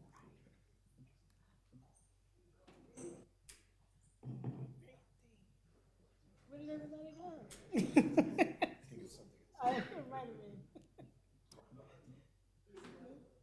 Okay. Christine's like, oh. So I believe everyone that has exited now is all that is going to exit. So getting back to this slide goes over the Kroger settlement details. More than $50 billion in national opioid settlements have already been negotiated. Recently, an additional $1.37 billion national settlement has been reached with Kroger, which owns and operates Harris Teeter grocery stores in North Carolina. North Carolina's share of the settlement will be approximately $40 million. In order for North Carolina to receive its full share of the settlement funds, all North Carolina municipalities with populations over 30,000, including Huntersville, need to sign on to the settlement agreement. Just to point out, Huntersville will not receive the settlement funds directly, but its residents will benefit from the funds received by the state and county for state and local initiatives to battle the opioid crisis, which, as we all know, is very important. The deadline to sign on to the settlement is August 12th, 2024, which is why we need to add this item to the agenda tonight. And if anyone is interested in more information about the settlement, it can be found at the link included on this slide. Do you have any questions for Ms. Loop? No questions? All right, may I have a motion? I make a motion to adopt the resolution authorizing execution of the Kroger opioid settlement and approving the second supplemental agreement for additional funds. May I have a second? I'll second. Any discussion? Commissioner Bergsman? I kind of wish this would have been earlier on the agenda, so there were still folks here, but that's okay.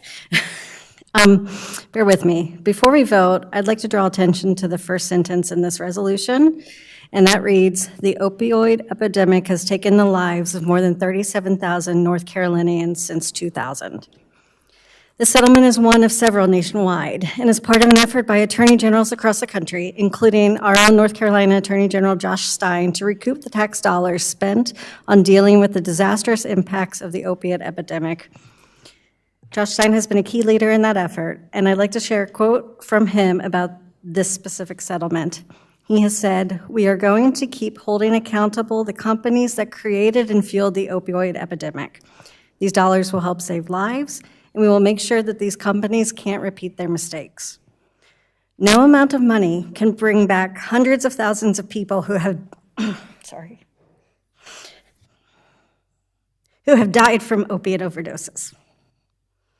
One of those was my birth mother, Diane. Diane had a complicated history, and for much of her life struggled with substance use disorder and untreated mental health conditions. In the 2000s, she was in a period of recovery and had stable employment when she suffered a workplace back injury. She was prescribed and then overprescribed Oxycontin. She died from a prescription opiate overdose on May 31st, 2009. Sometimes the voices of those most impacted are lost in the discussion. We should never forget that real people are behind the statistics, and each of them have their own stories and loved ones who missed them." That's all. Thank you, Commissioner Bergsman. Do we have any other discussion? All those in favor, then, please raise your hand. Any opposed? All right, the motion carries. All right, on 10E, we are considering approving the Lake Norman Regional Transportation Commission interlocal agreement. What this agreement will do is allow the towns of Statesville, Huntersville, Cornelius, and Davidson to work together on transportation issues. This will be basically a North MEC version of the Metropolitan Transportation Commission and will help focus the efforts for transportation up here, especially as we consider having the red line move forward. This will be a way for those towns to align themselves as a unified group. And the mayors of Cornelius and Davidson have requested that the town of Huntersville, myself, join them in this group to kind of solidify our transportation position in North MEC. So, does anyone have any questions?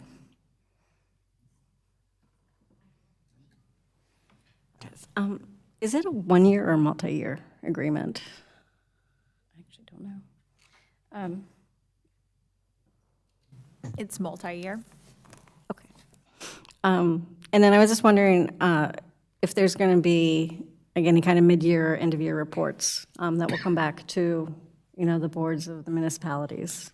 There isn't a formalized process for reporting, but, as we communicate as a board, I can always bring back to the board what progresses with this organization. Okay. I'm happy to do that and happy to plan that as part of our board communications.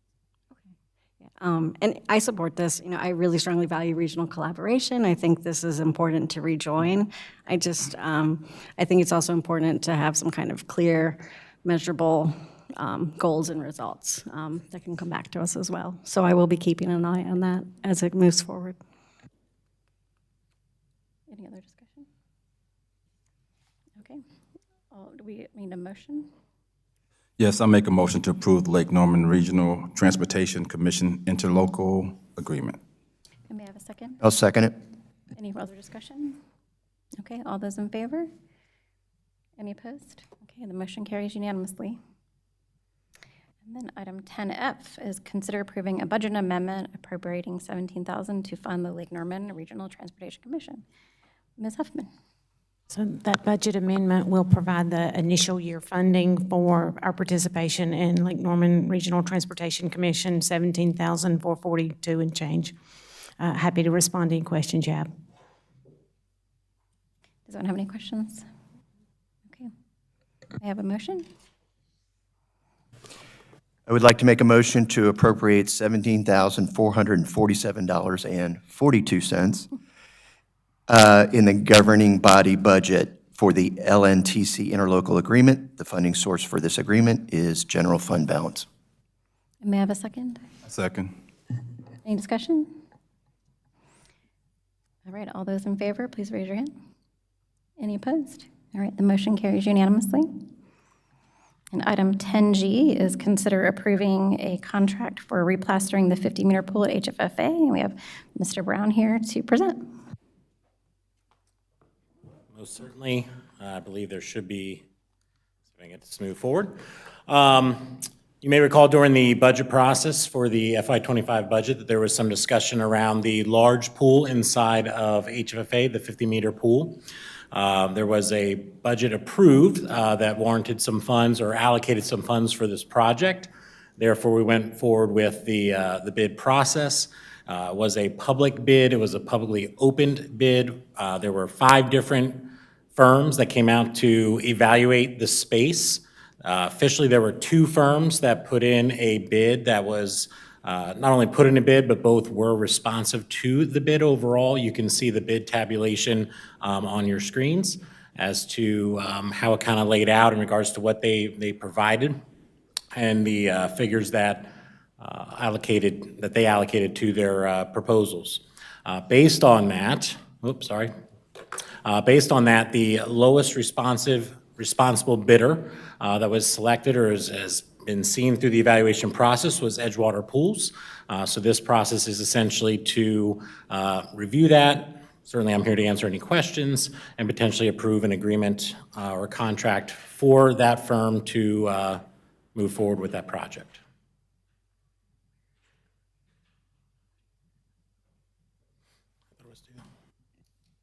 Ethan, do we have a slide that has the contract? Okay, yes, perfect. Just so that there is a visual as to the contract that is being requested to be considered.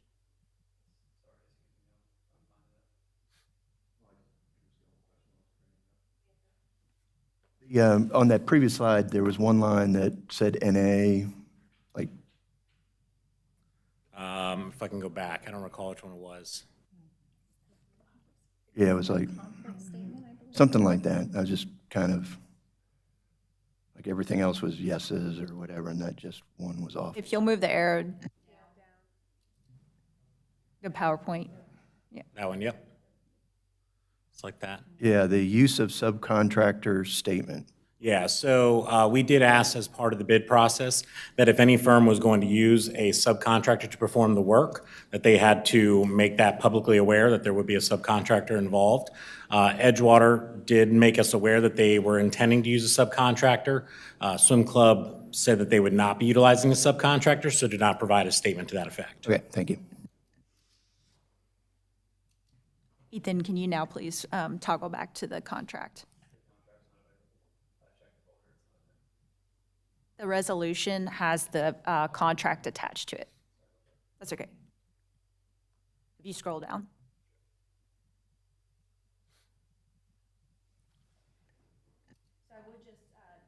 I would note that the contract is on the town's pre-approved contract template, and they have not requested any edits to our contract template. Thank you, that's helpful. Any other questions? Okay, may I have a motion? Yeah, I make a motion to approve the pool replastering contract at HFFA with Edgewater Pools LLC. May I have a second? A second. Any discussion? Okay. She's ready to vote. Okay. All in favor, please raise your hand. Any opposed? Okay, the motion carries. Okay, does anyone have any closing comments? Okay, then may I have a motion for us to go into closed session? I would like to make a motion that we move into closed session for pursuant to NCGS 143-318.11A5-A6 to consider the qualifications, competence, and performance of an employee. May I have a second? Second. Any discussion? All in favor, please raise your hand. Any opposed? All right. We're going into closed session.